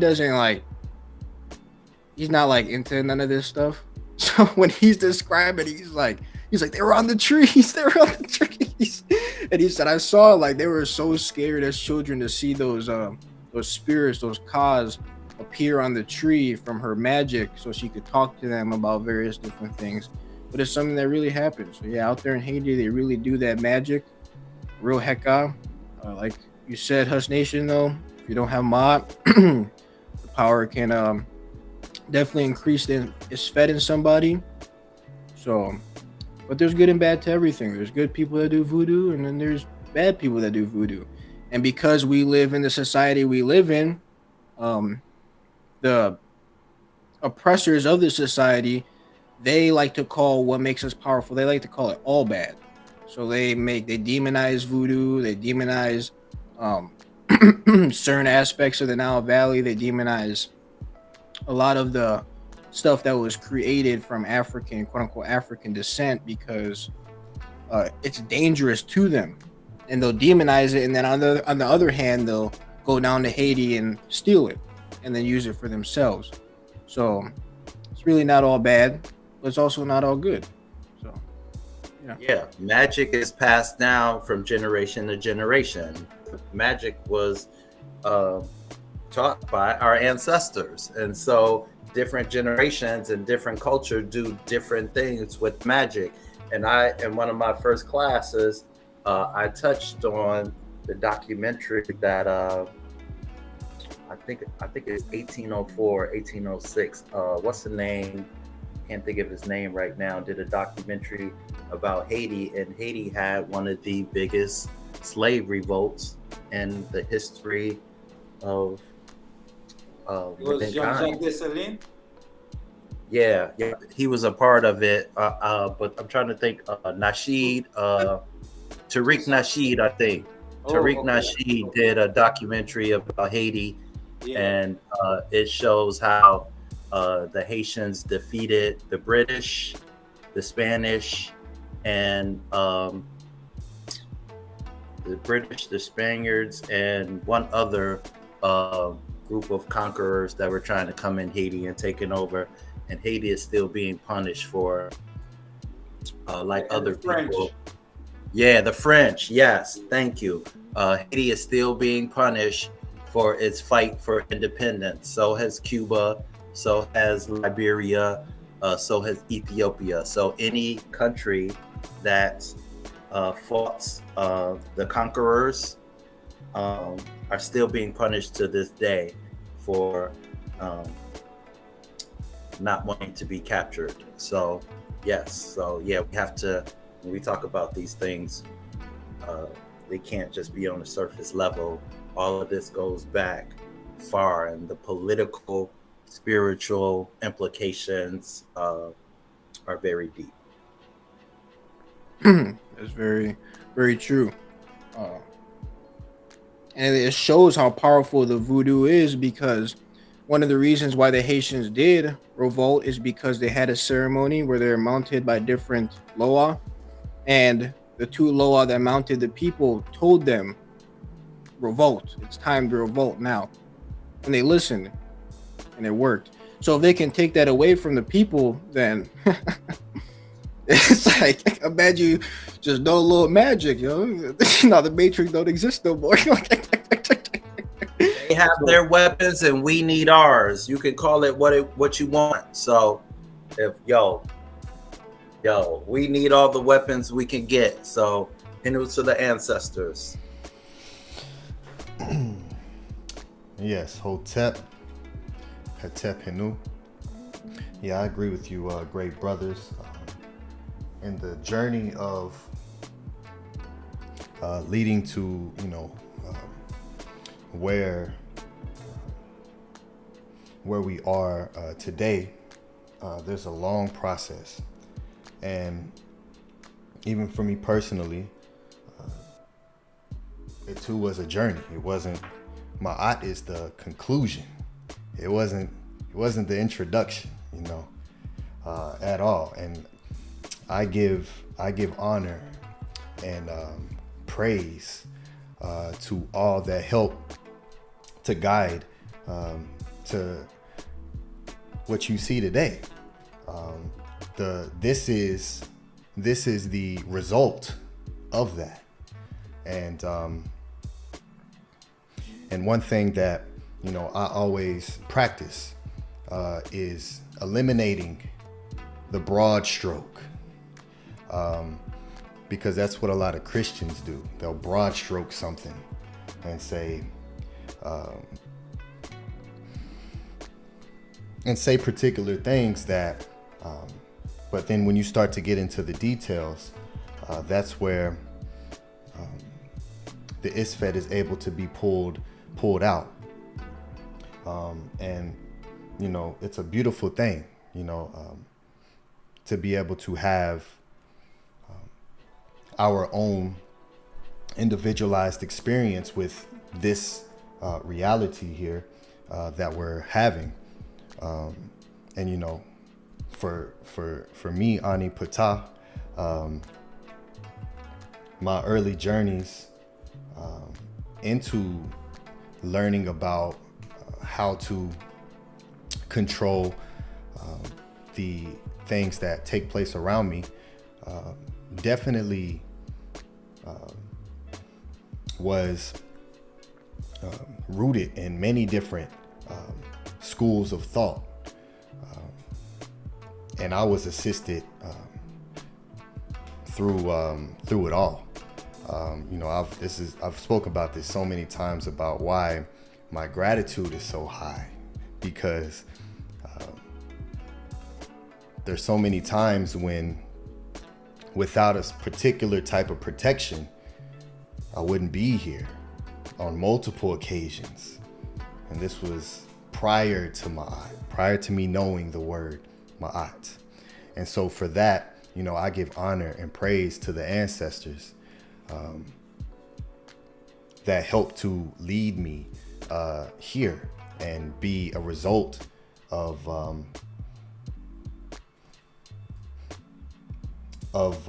the consistency and the disciplines of wanting truth, of wanting power that is rooted in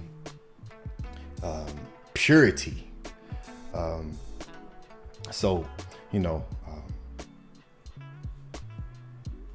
I don't, in any situation, in all things, I always take into consideration, one, my own personal experience, and two, I never broad stroke. Nothing, like you said, Anu, you know, nothing is all bad, nothing is all good. Within my art, it's not all good. That doesn't exist. There are many sources, you know, I can show where certain Atiru aren't what you would want to align yourself with. So it exists because I mean this is what it is, you know, this is what it is. So, you know, I too, you know,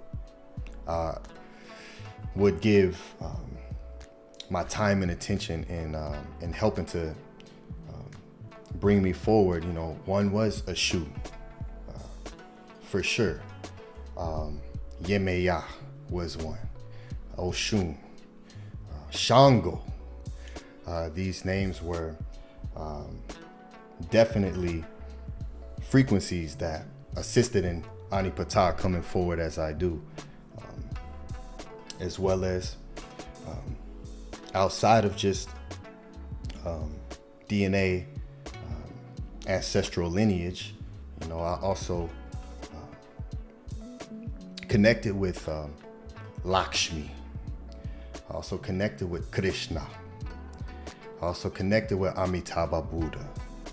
There's many frequencies and tones that are expressed throughout the planet, throughout different time periods, that led me to Ma'at.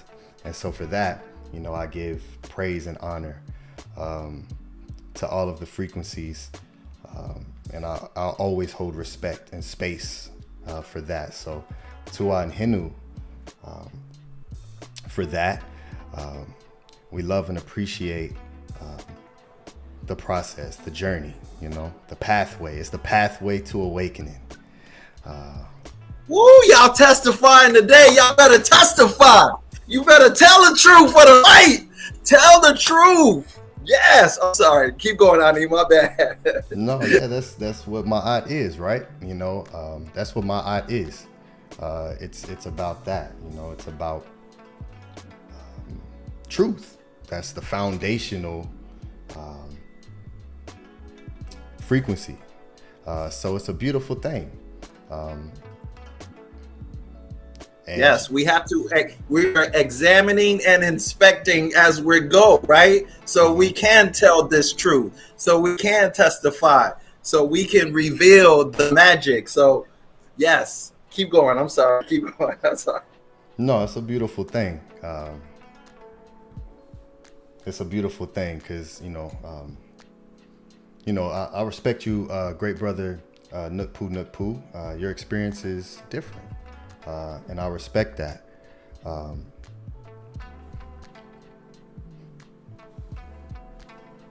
So we definitely appreciate you and the acts that you come forward as. But when it comes to being able to recognize Isfet, that's why Ma'at is an I.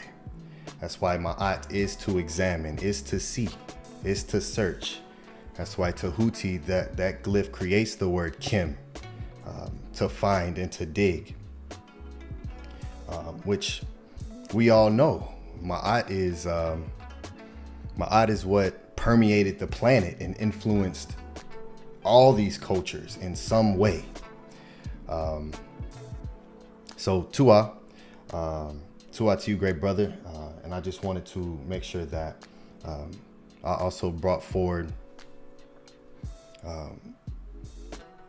and help to, establish Ma'at, because that word means many things. And order is one. And we must respect each other's experiences, respect each other's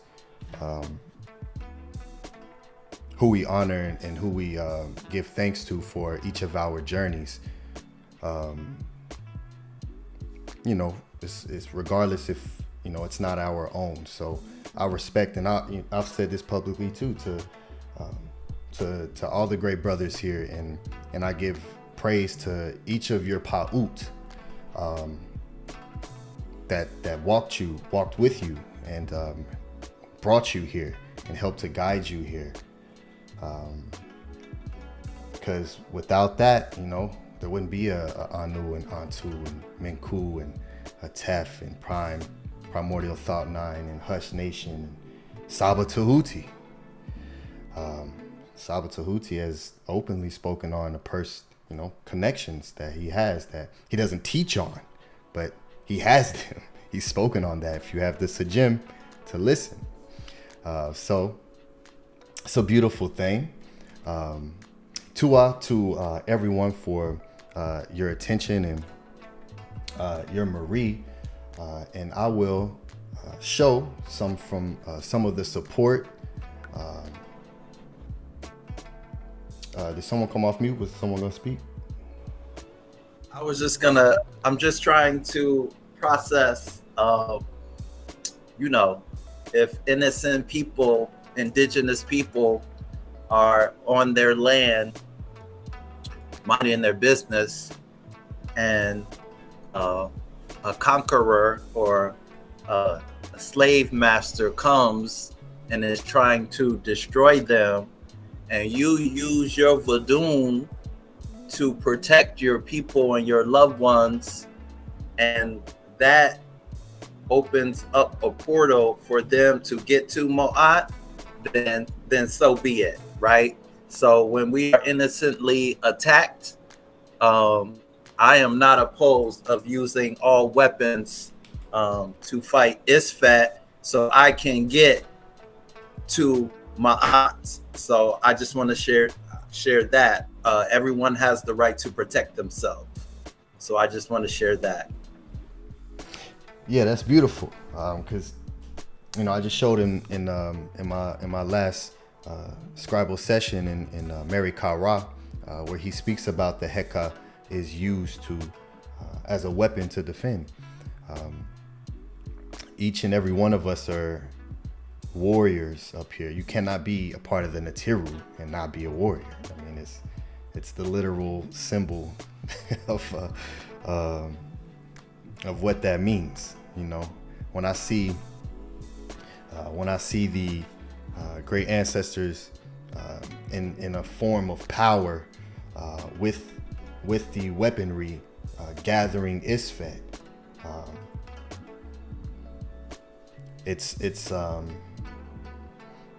it didn't matter what the quote unquote physical manifestation of the Isfet looked like. It didn't matter. Like, that didn't play. It played no role. So it was never about what you see on the surface. It was always about Isfet or Ma'at. So yeah, it's a wonderful thing, and I knew Ma'at was it when I realized that it's not no soft thing. Because when you're attacked and someone's like, just pray about it, or just no, you have to learn to be on the offensive as well. So it's a beautiful thing to be able to have something like this that teaches about purity and innocence with the surrounding of power and protection. That is just so amazing to me. So Tua and Hinu to just all the ancestors who fight for us, because that's what we're here to do, is fight for them as well. Because everything has been stripped, this is what the Isfet did. It stripped you of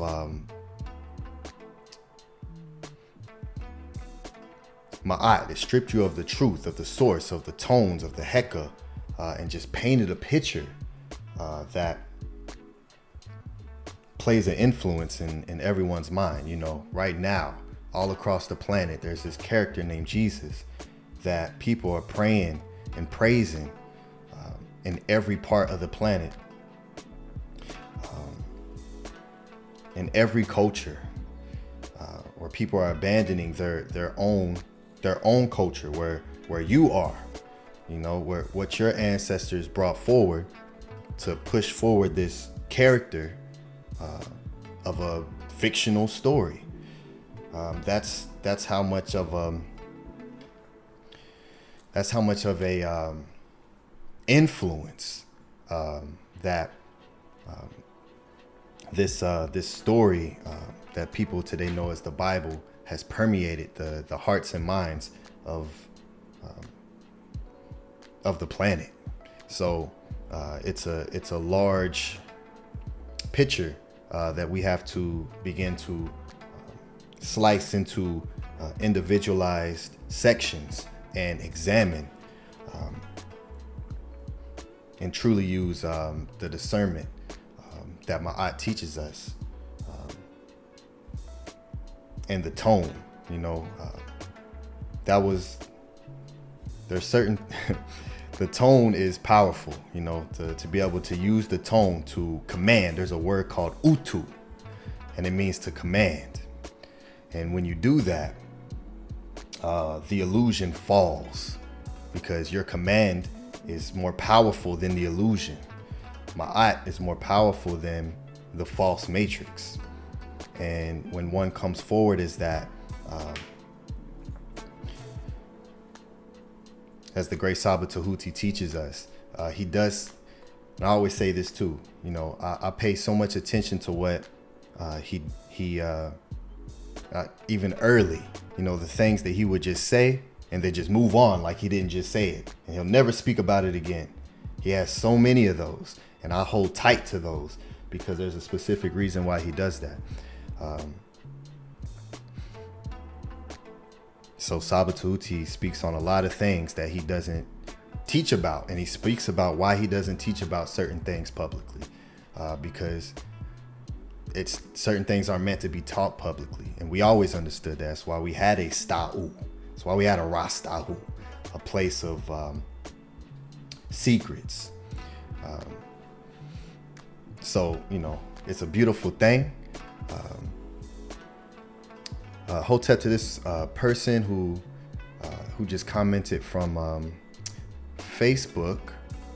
Hold on, let me put your comment on the screen. I definitely want to show that because of your new person commenting here. So let me go here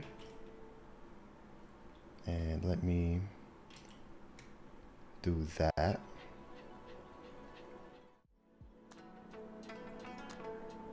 And then let me do that there. Okay. Inayi Omute. If that's correct, I'm sorry if not. Says, I really need more of this to protect myself or to have the right spiritual weapon to fight. Absolutely, that's why we're here.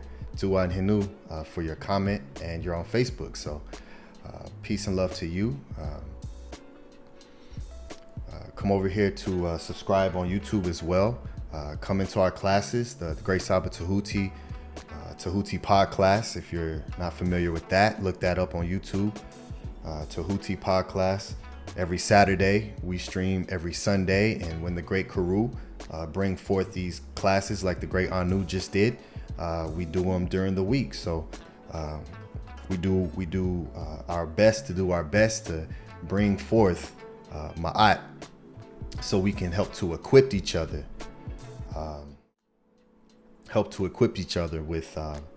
with the proper weaponry, as King Mary Kara teaches us through the Heka, through the Hek.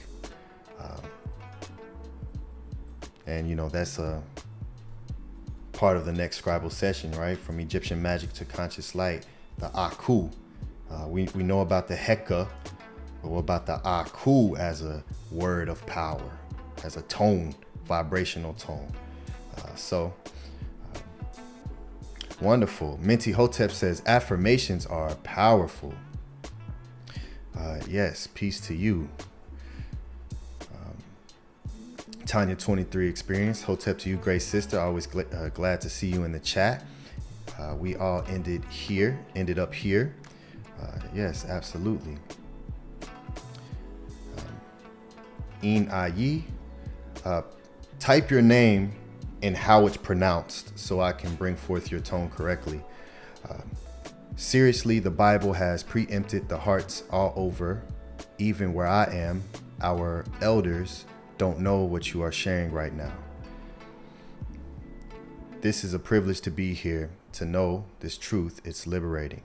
Thank you will join. Thank you. You're very welcome, and that's a very important point. We have an opportunity, and we're doing something that, as you just stated, the elders don't have access to some of what we have access to just because of the situation. So this is very powerful works that is taking place. So to our good brother for that. And yes, let me see if I can share the screen for the support. Make sure we give the Meru the great proper praise for supporting this. This is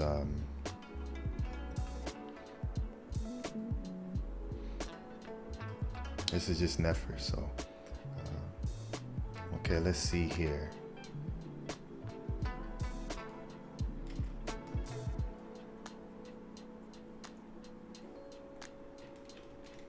If any one of you great brothers want to build for a few minutes while I set the screen share, it's something I have to do first. Hey, I'm gonna just say y'all opened up a whole new world. Ani opened up a little bit. Anu opened up a bit. Man, y'all really in that magic, man. Y'all really in there, man, calling them forth, man. I'm trying to get into the realm y'all building on, man. That's just it's a beautiful thing. It definitely speaks value of where y'all cools are right now. So that's just a wonderful thing to hear. I think man, Cool got another sound bite because he went off too. He went crazy after he heard Anu, and then Aniko went off. So I think man, Cool, he got another sound bite coming. I think it's just phenomenal, man. I definitely love the heck out of y'all are speaking. Y'all are introducing me into a world that that makes me excited. I don't look at it as a negative thing, as just a dark, evil thing, you know, that a lot of religions try to teach you. It is where a lot of power is harnessed, and I appreciate y'all sharing that. I just wanted to share that part. Yes, great brother. Absolutely, I knew you would appreciate it. I knew you would appreciate it, great brother. So Tua for that. And so yes, let me now show the support. So here is the Meru of the House of ATTON. Here, and let me be able to zoom in so we can look at these individually. So we have support from Fix to our brother Anu Fo Anunnaki Breakdown Hotep 999. Yes, Henu great brother. Fix, also known as Hush Nation.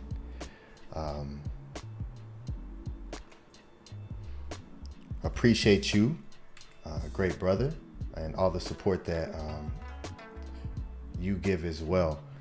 You've come in. I know you were anonymous for a while, and now you're at the forefront, and we appreciate that. You coming forward as you do, great brother. So Tua Hinu to you.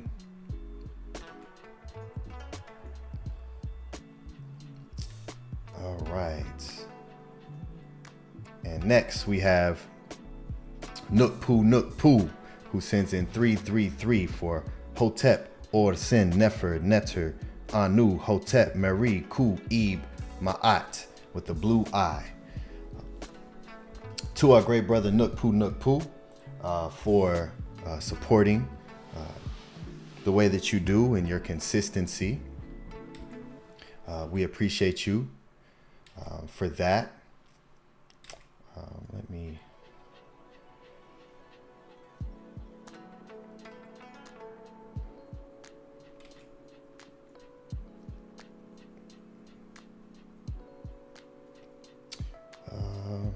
see here. I think I have the wrong window up. Okay, here we go. There we are. So yes, Tua Nook Poo for that. We appreciate you for that, for your consistency, for your activity, and for coming forward as you are. We definitely need warriors like you, great brother. So continue to fight, continue to keep your Netter acts up, as we continue to move forward. So we appreciate you. And next we have Kiko Jones, who sends in 2053 for ENKI'S class Anu, who is Hefe in the chat. So to our great brother, for supporting this class. You were the first one to support the class, this particular one. So to our Hinu, to you for that, and for being here within the house of ATTON. So yeah, we definitely appreciate you. And next we have Minty Hotep, who sent in $1 for Nefer Ari, House of ATTON. Yes, peace and love, Minty. I know if all you had was $1 that you would support. So that means everything. So Tua for continuing to be active in the house of ATTON and coming forward as you are, and allowing Ma'at to continue to be your foundation. So Tua, Minty, looking forward to seeing you again at the Pathways to Awakening. And next we have the great, powerful sister Tanya 23, who sent in 555 for ENKI'S presentation with a flame and 5 stars. Dua, Tanya 23, another sister who has just started to place herself in the forefront to allow others to see what Ma'at is doing and how Ma'at is working, as it's important, and the great Saba spoke about, how important it is for us to speak about, our journeys and being led to Ma'at and being within Ma'at, and you do that as well, great Tiny 23. So I know you have a Nefer connection to Sir Ket, the great scorpion. So Tua Hinu, for supporting, and much love and appreciation to you. And I see that Ox Effect said he sent in a support, so I want to show that as well.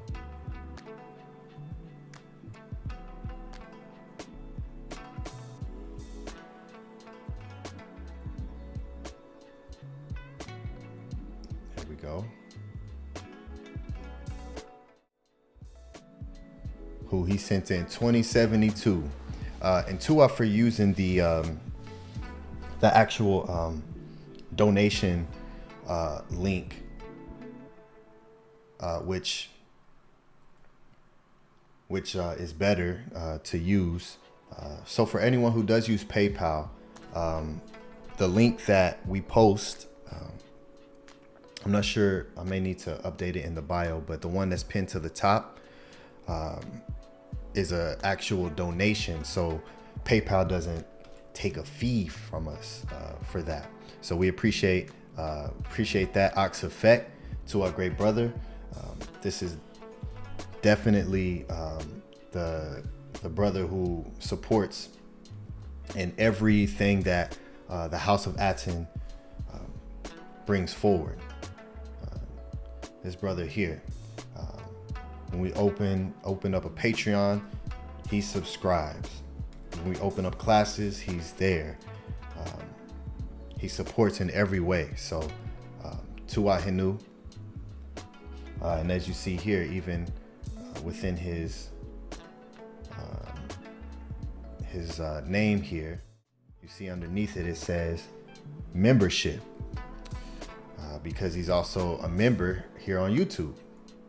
So Tua, Ox Effect, for that, much love and appreciation to you for supporting the way that you do. So okay, there we are. I think that is the support. Let me double check here, make sure I get everybody.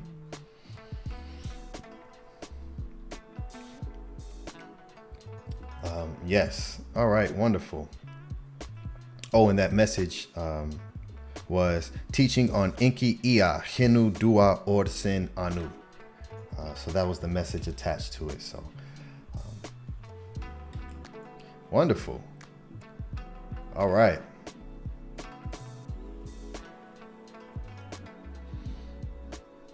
Okay. So yes, let me get back to normal mode here, so I'm not looking at 1,000 things.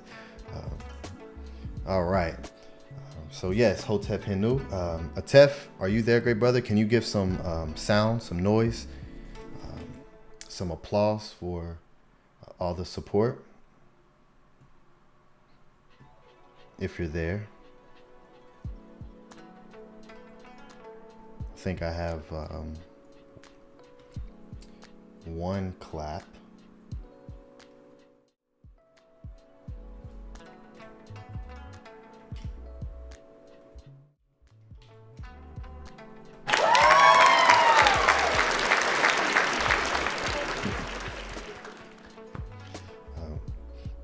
Give another one. If you're playing it, I can't hear it, or it's really low. It's playing on YouTube, so you may not hear it, but they hear it on YouTube. So yes, Dua Hinu Hotep, to everyone who supports this, appreciates this.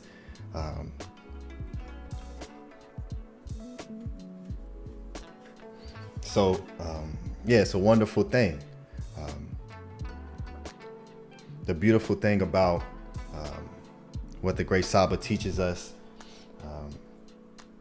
is he teaches in such a layered way. And that's why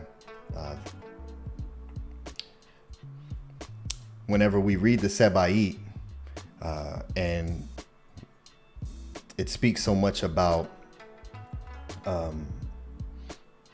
the Ankui and the Ma'a, right? The ears and the eyes, and how these are doorways, right? These are doorways that we utilize to receive and perceive information. And because of that, and we know that the Great Saba is always teaching through Heka'u. It's never, it's very layered. So it's a beautiful thing. And for those who see and are able to visualize, you know, the layers that the Great Saba is training us in, and it's just a wonderful thing. So, you know, make sure we give honor and respect to each other, and always respect each other, even in disagreements. So it's a beautiful thing. Robert Williams, Hotep, great brother, glad to see you. Our support in the morning, Tua Anu, with the Shadet hands. Powerful. Always love to see you, great brother Robert Williams, another very consistent supporter in the House of ATTON. So yes, we'll begin to our closeouts. We'll begin our closeouts. Again, Tua Hinu, everyone, and we'll start with you, great brother Primordial Thought 9, if you're there, and we'll work our way around. Yes, Hotep. Once again, Tua to you, Anu. Appreciate your wonderful, wonderful energy. Definitely grateful for you, great brother, Tua, for the knowledge that you bring. Definitely got my studies on the Anunnaki. So once again, brother, I appreciate the energy that you bring to the House of ATTON. Tua to you, great brother. Peace and love to everybody here on the chat. Hush Nation, it's always good to see you, great brother. You already know. Definitely my great brothers, Ani, Menku, Tef. It's always wonderful to be up here with you, great brothers. Tua to everybody in the chat, showing that love, all the supporters. Shouts outs again to our great Saba Tehuti Amun Hotep Ra. I appreciate the love and the energy this evening. Once again, like always, may Ra grant you and your family health and prosperity.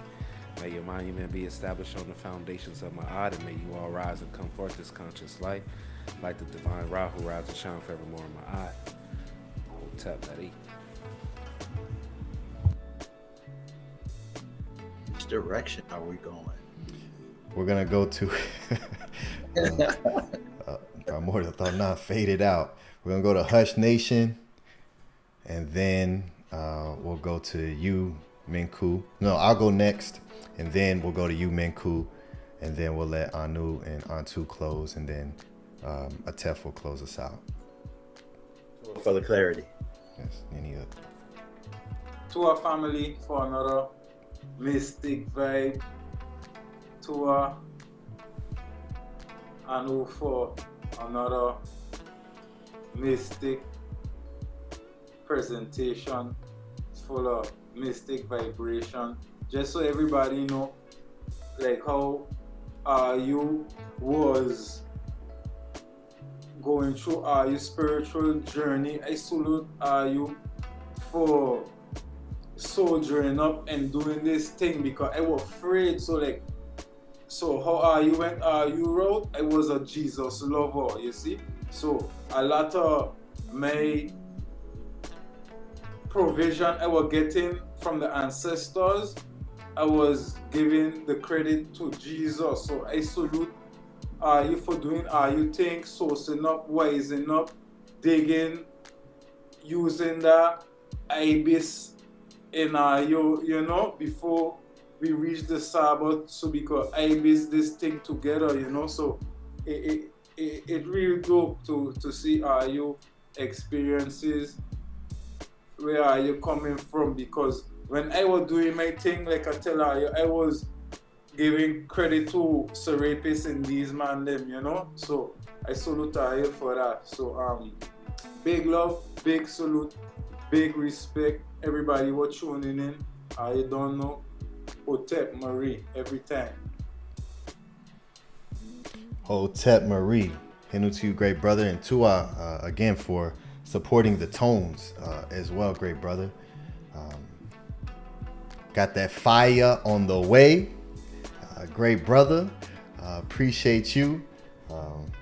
You know, those who I know and support definitely are MIE when these tones are coming, and it's a place, it's a space that I create to speak about things that I may not speak about publicly in this type of form. That's the beautiful thing about music and tones and frequency and creativity. So to our great brother for supporting. Yes, Hotep Hinu, to everyone who's watching live and everyone who's watching on the playback, and for supporting this, supporting these classes, supporting the Karu, the Meru. Everyone, of course, make sure you all are tuned in Saturday for the Tehuti Pod class on YouTube. As we continue to learn. That was one of the many things that I love early about Saba Tehuti, and when he spoke about on Saba and how that's a door. So that's a beautiful thing. Hotep Hinu, Ma Karu, again, great job. Orsin Anu for this and for teaching on this. This is necessary and needed and wanted. So Tuahinu to you. Peace and love to all the great brothers. Primordial Thought 9, Minku Ara Mary Ma'at, Atef Remkem Ma'at. Hinu to you, great brothers, for all that you're doing to help the House of ATTON be what it is. So I'm just so thankful. I'm grateful. My gratitude is just eternal. So thank you. And peace and love to all the children in the HOA. That's one of the most exciting things for me, is knowing what the youth is going to have access to and be able to come forth as. And now there are cots being created within wombs of frequencies of Ma'at. That's just so powerful. So Tua, Hinu Hotep, and I'll close with the Medu. Sekim im Arit Murder Ka'a Simu Hatu Natiru Pert Ent Hetep. I obtain the power to do what pleases my Ka. May the hearts of the Natiru lead me. I come forth in offering. Hotep.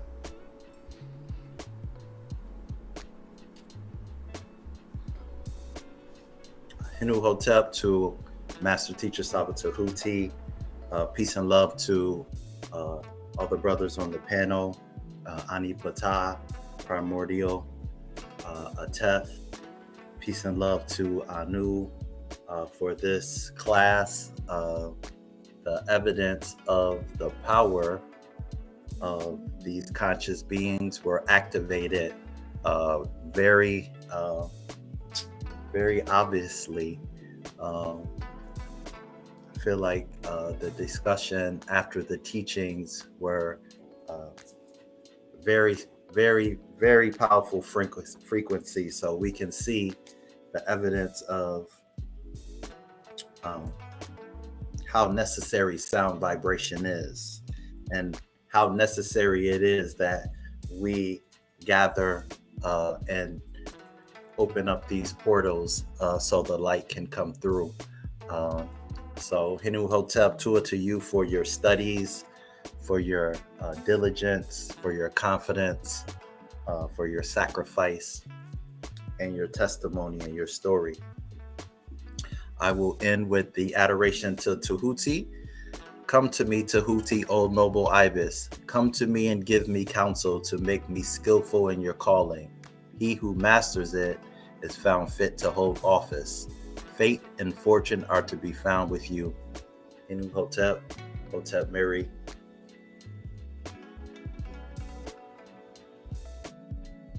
Hotep Mary, peace and love to everyone. I appreciate everyone on the panel very much, and for everyone in the chat as well.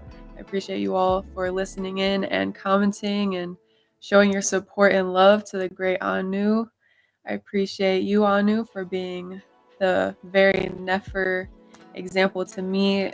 I follow you and I learn from you in many ways, and I'm very proud of you to be my high, and for all the growth that you do daily, all the advancements you've done and continue to do. You advance every single day and you've come very far, and your heart continues to get lighter and lighter as we pursue in this beautiful ma'at, living for ma'at in this beautiful energy and lifestyle. I really appreciate all of the work that you do to be as you are and enhance yourself and myself as well. You are the reason why I am the way I am and how I can come forth as I do.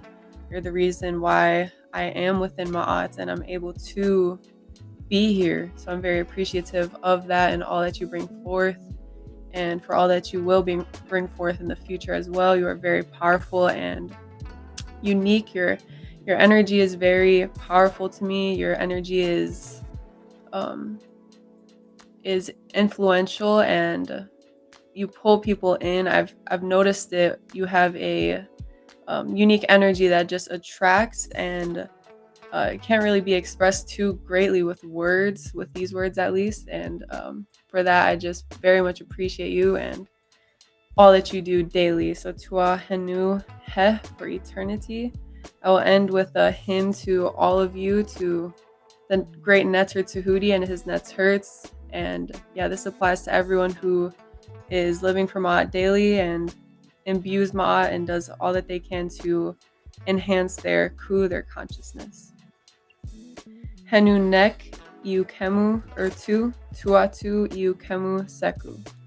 Sing hymn of praises to you as the stars which never rest, praise to you as the stars that never set. Hotep Mary, Onkuja Seneb, Tua Henu to the ancestors. Hotep. Tua Hotep Mary He, to you too, as well on to. Tua very much for your Nefer life expanding words, for your energy, for your life. Onkuja Seneb. Tua to everybody who is here right now, in this form and in other forms. To everybody who will be watching in the future. To everybody for your attention, for your support, for your love, for your dedication to Ma'at, Sabatuti, the HOA, and everything that the HOA provides. I am very appreciative that I was able to bring forth this class today. I'm very appreciative that people received this class today. Thank you to all the brothers, the leaders in the HOA, for all that they do and all the inspiration that they give me, and for all that they do behind the scenes and from what we can see. To all the supporters that support the HOA, that support our Sabatuti and the ancestors. I'm happy you're all healthy. Happy you're all alive. May everybody have a fantastic Kur night. May they all have a beautiful Nefer Upesh. You're all beautiful. You are all unique. Everybody's life here is valued. It is necessary to what is happening now and what will happen in the future. To all of the ancestors for leading me to where I am today and where I am being led and will continue to be led. To all the energies and ancestors that lead the people listening now, the supporters, the people on the panel, and everyone else. To the ancestors for protection. To Sabatudi for being the inspiration, and the Tepi, the head, for all that he does, for being my Tef, for guiding me in many situations, for always being there for me, even though he is extremely busy. For all that you do. To his Naturs for being his Dejed, holding him up. To all the animals, everybody's animals here. I'm appreciative that I'm alive, that I'm here, that I get to experience this with you all. This is truly history. I'm happy that I was able to come here and set the record straight back to what it's supposed to be about Enki. I will definitely be bringing forth more Anunnaki classes in the future. At some point, I will also bring forth Medu classes. I'll give you all this. My next class I will be bringing forth eventually will be on Inanna. I'm making a class on Inanna, also known as Ishtar. Tua, to life itself. And I will end with this adoration to you all, as Antu did. Hedunek, Ikumenu, Utu, Tuatu, Ikemu, Seku. Sing hymns of praise to you as the stars which never set. Praise you, the stars that never set. Hotep Marie, Uncle Justin Ed.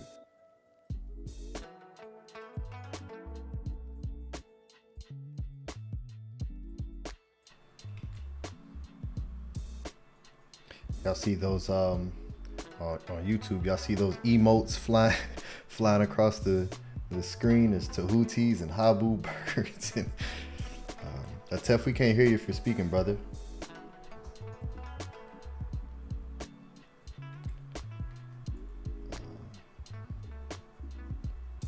Oh, you're on mute. Atef, we ain't hearing you, bro. Let me take you off mute. Can you hear me? Bro. Yeah, we can hear you. Can y'all hear me? Yeah, hear you now. Hearing you now. You can hear me now? Yes. Yes. Oh, I don't know what is it. Can you hear me now or no? Yes. Yes.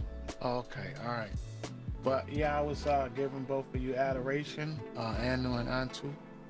Definitely a necessary class, especially on the Anunnaki, because as it was pointed out by so many people, it's you know, a lot of untruths that are being shared with the people. So it's definitely good that you're able to give us the truth, you know, ancestral artifacts over religious opinion. So this was definitely necessary, because this was you know, one of the beginnings of my journey. Like I said, just trying to decipher through what they call emerald tablets and all of this stuff, these different new age terminologies and things that they use. So to you for this, great brother. This was phenomenal. I'm trying to stay up. I'm woozy. So I'm definitely looking forward to running this back. I'm gonna have a Nefer Upesh, and I wish the same for all of you. Hotep Hindu to our great brothers on the panel. Hush Nation, is wonderful to see you up here. you know, as much as you are, great brother. So definitely keep up the work you're doing, and you know, shout out to your journey as well. You know, I think a lot of us came from out of Christianity, you know, and so you know, it's a necessary part of the journey. So you're here now, so that's all that matters, you know. Ma'at or not, you know, as I say. So Hotep Hinu to you, Primordial Thought, great brother.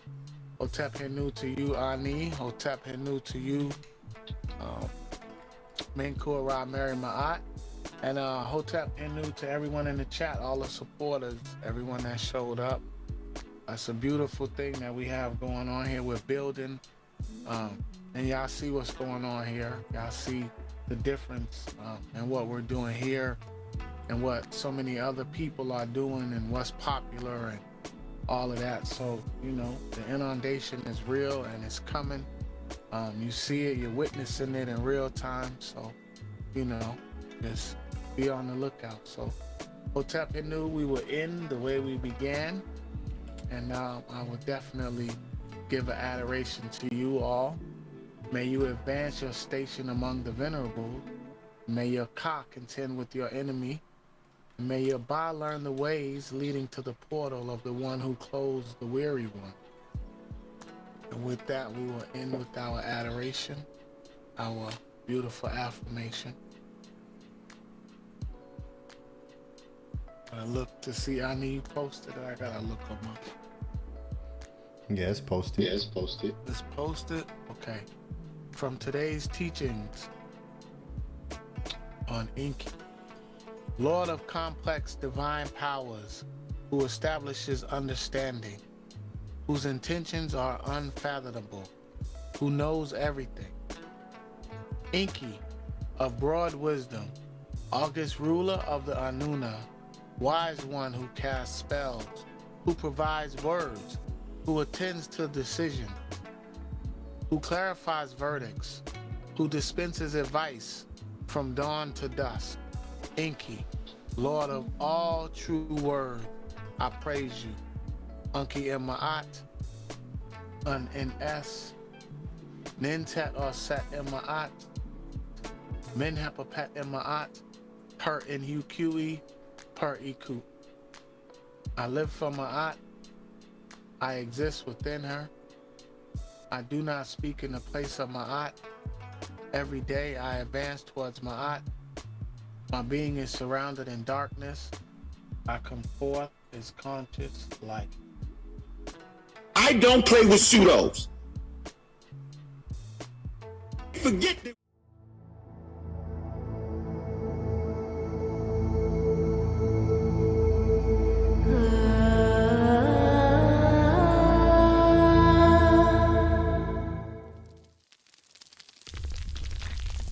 Yo, let's go.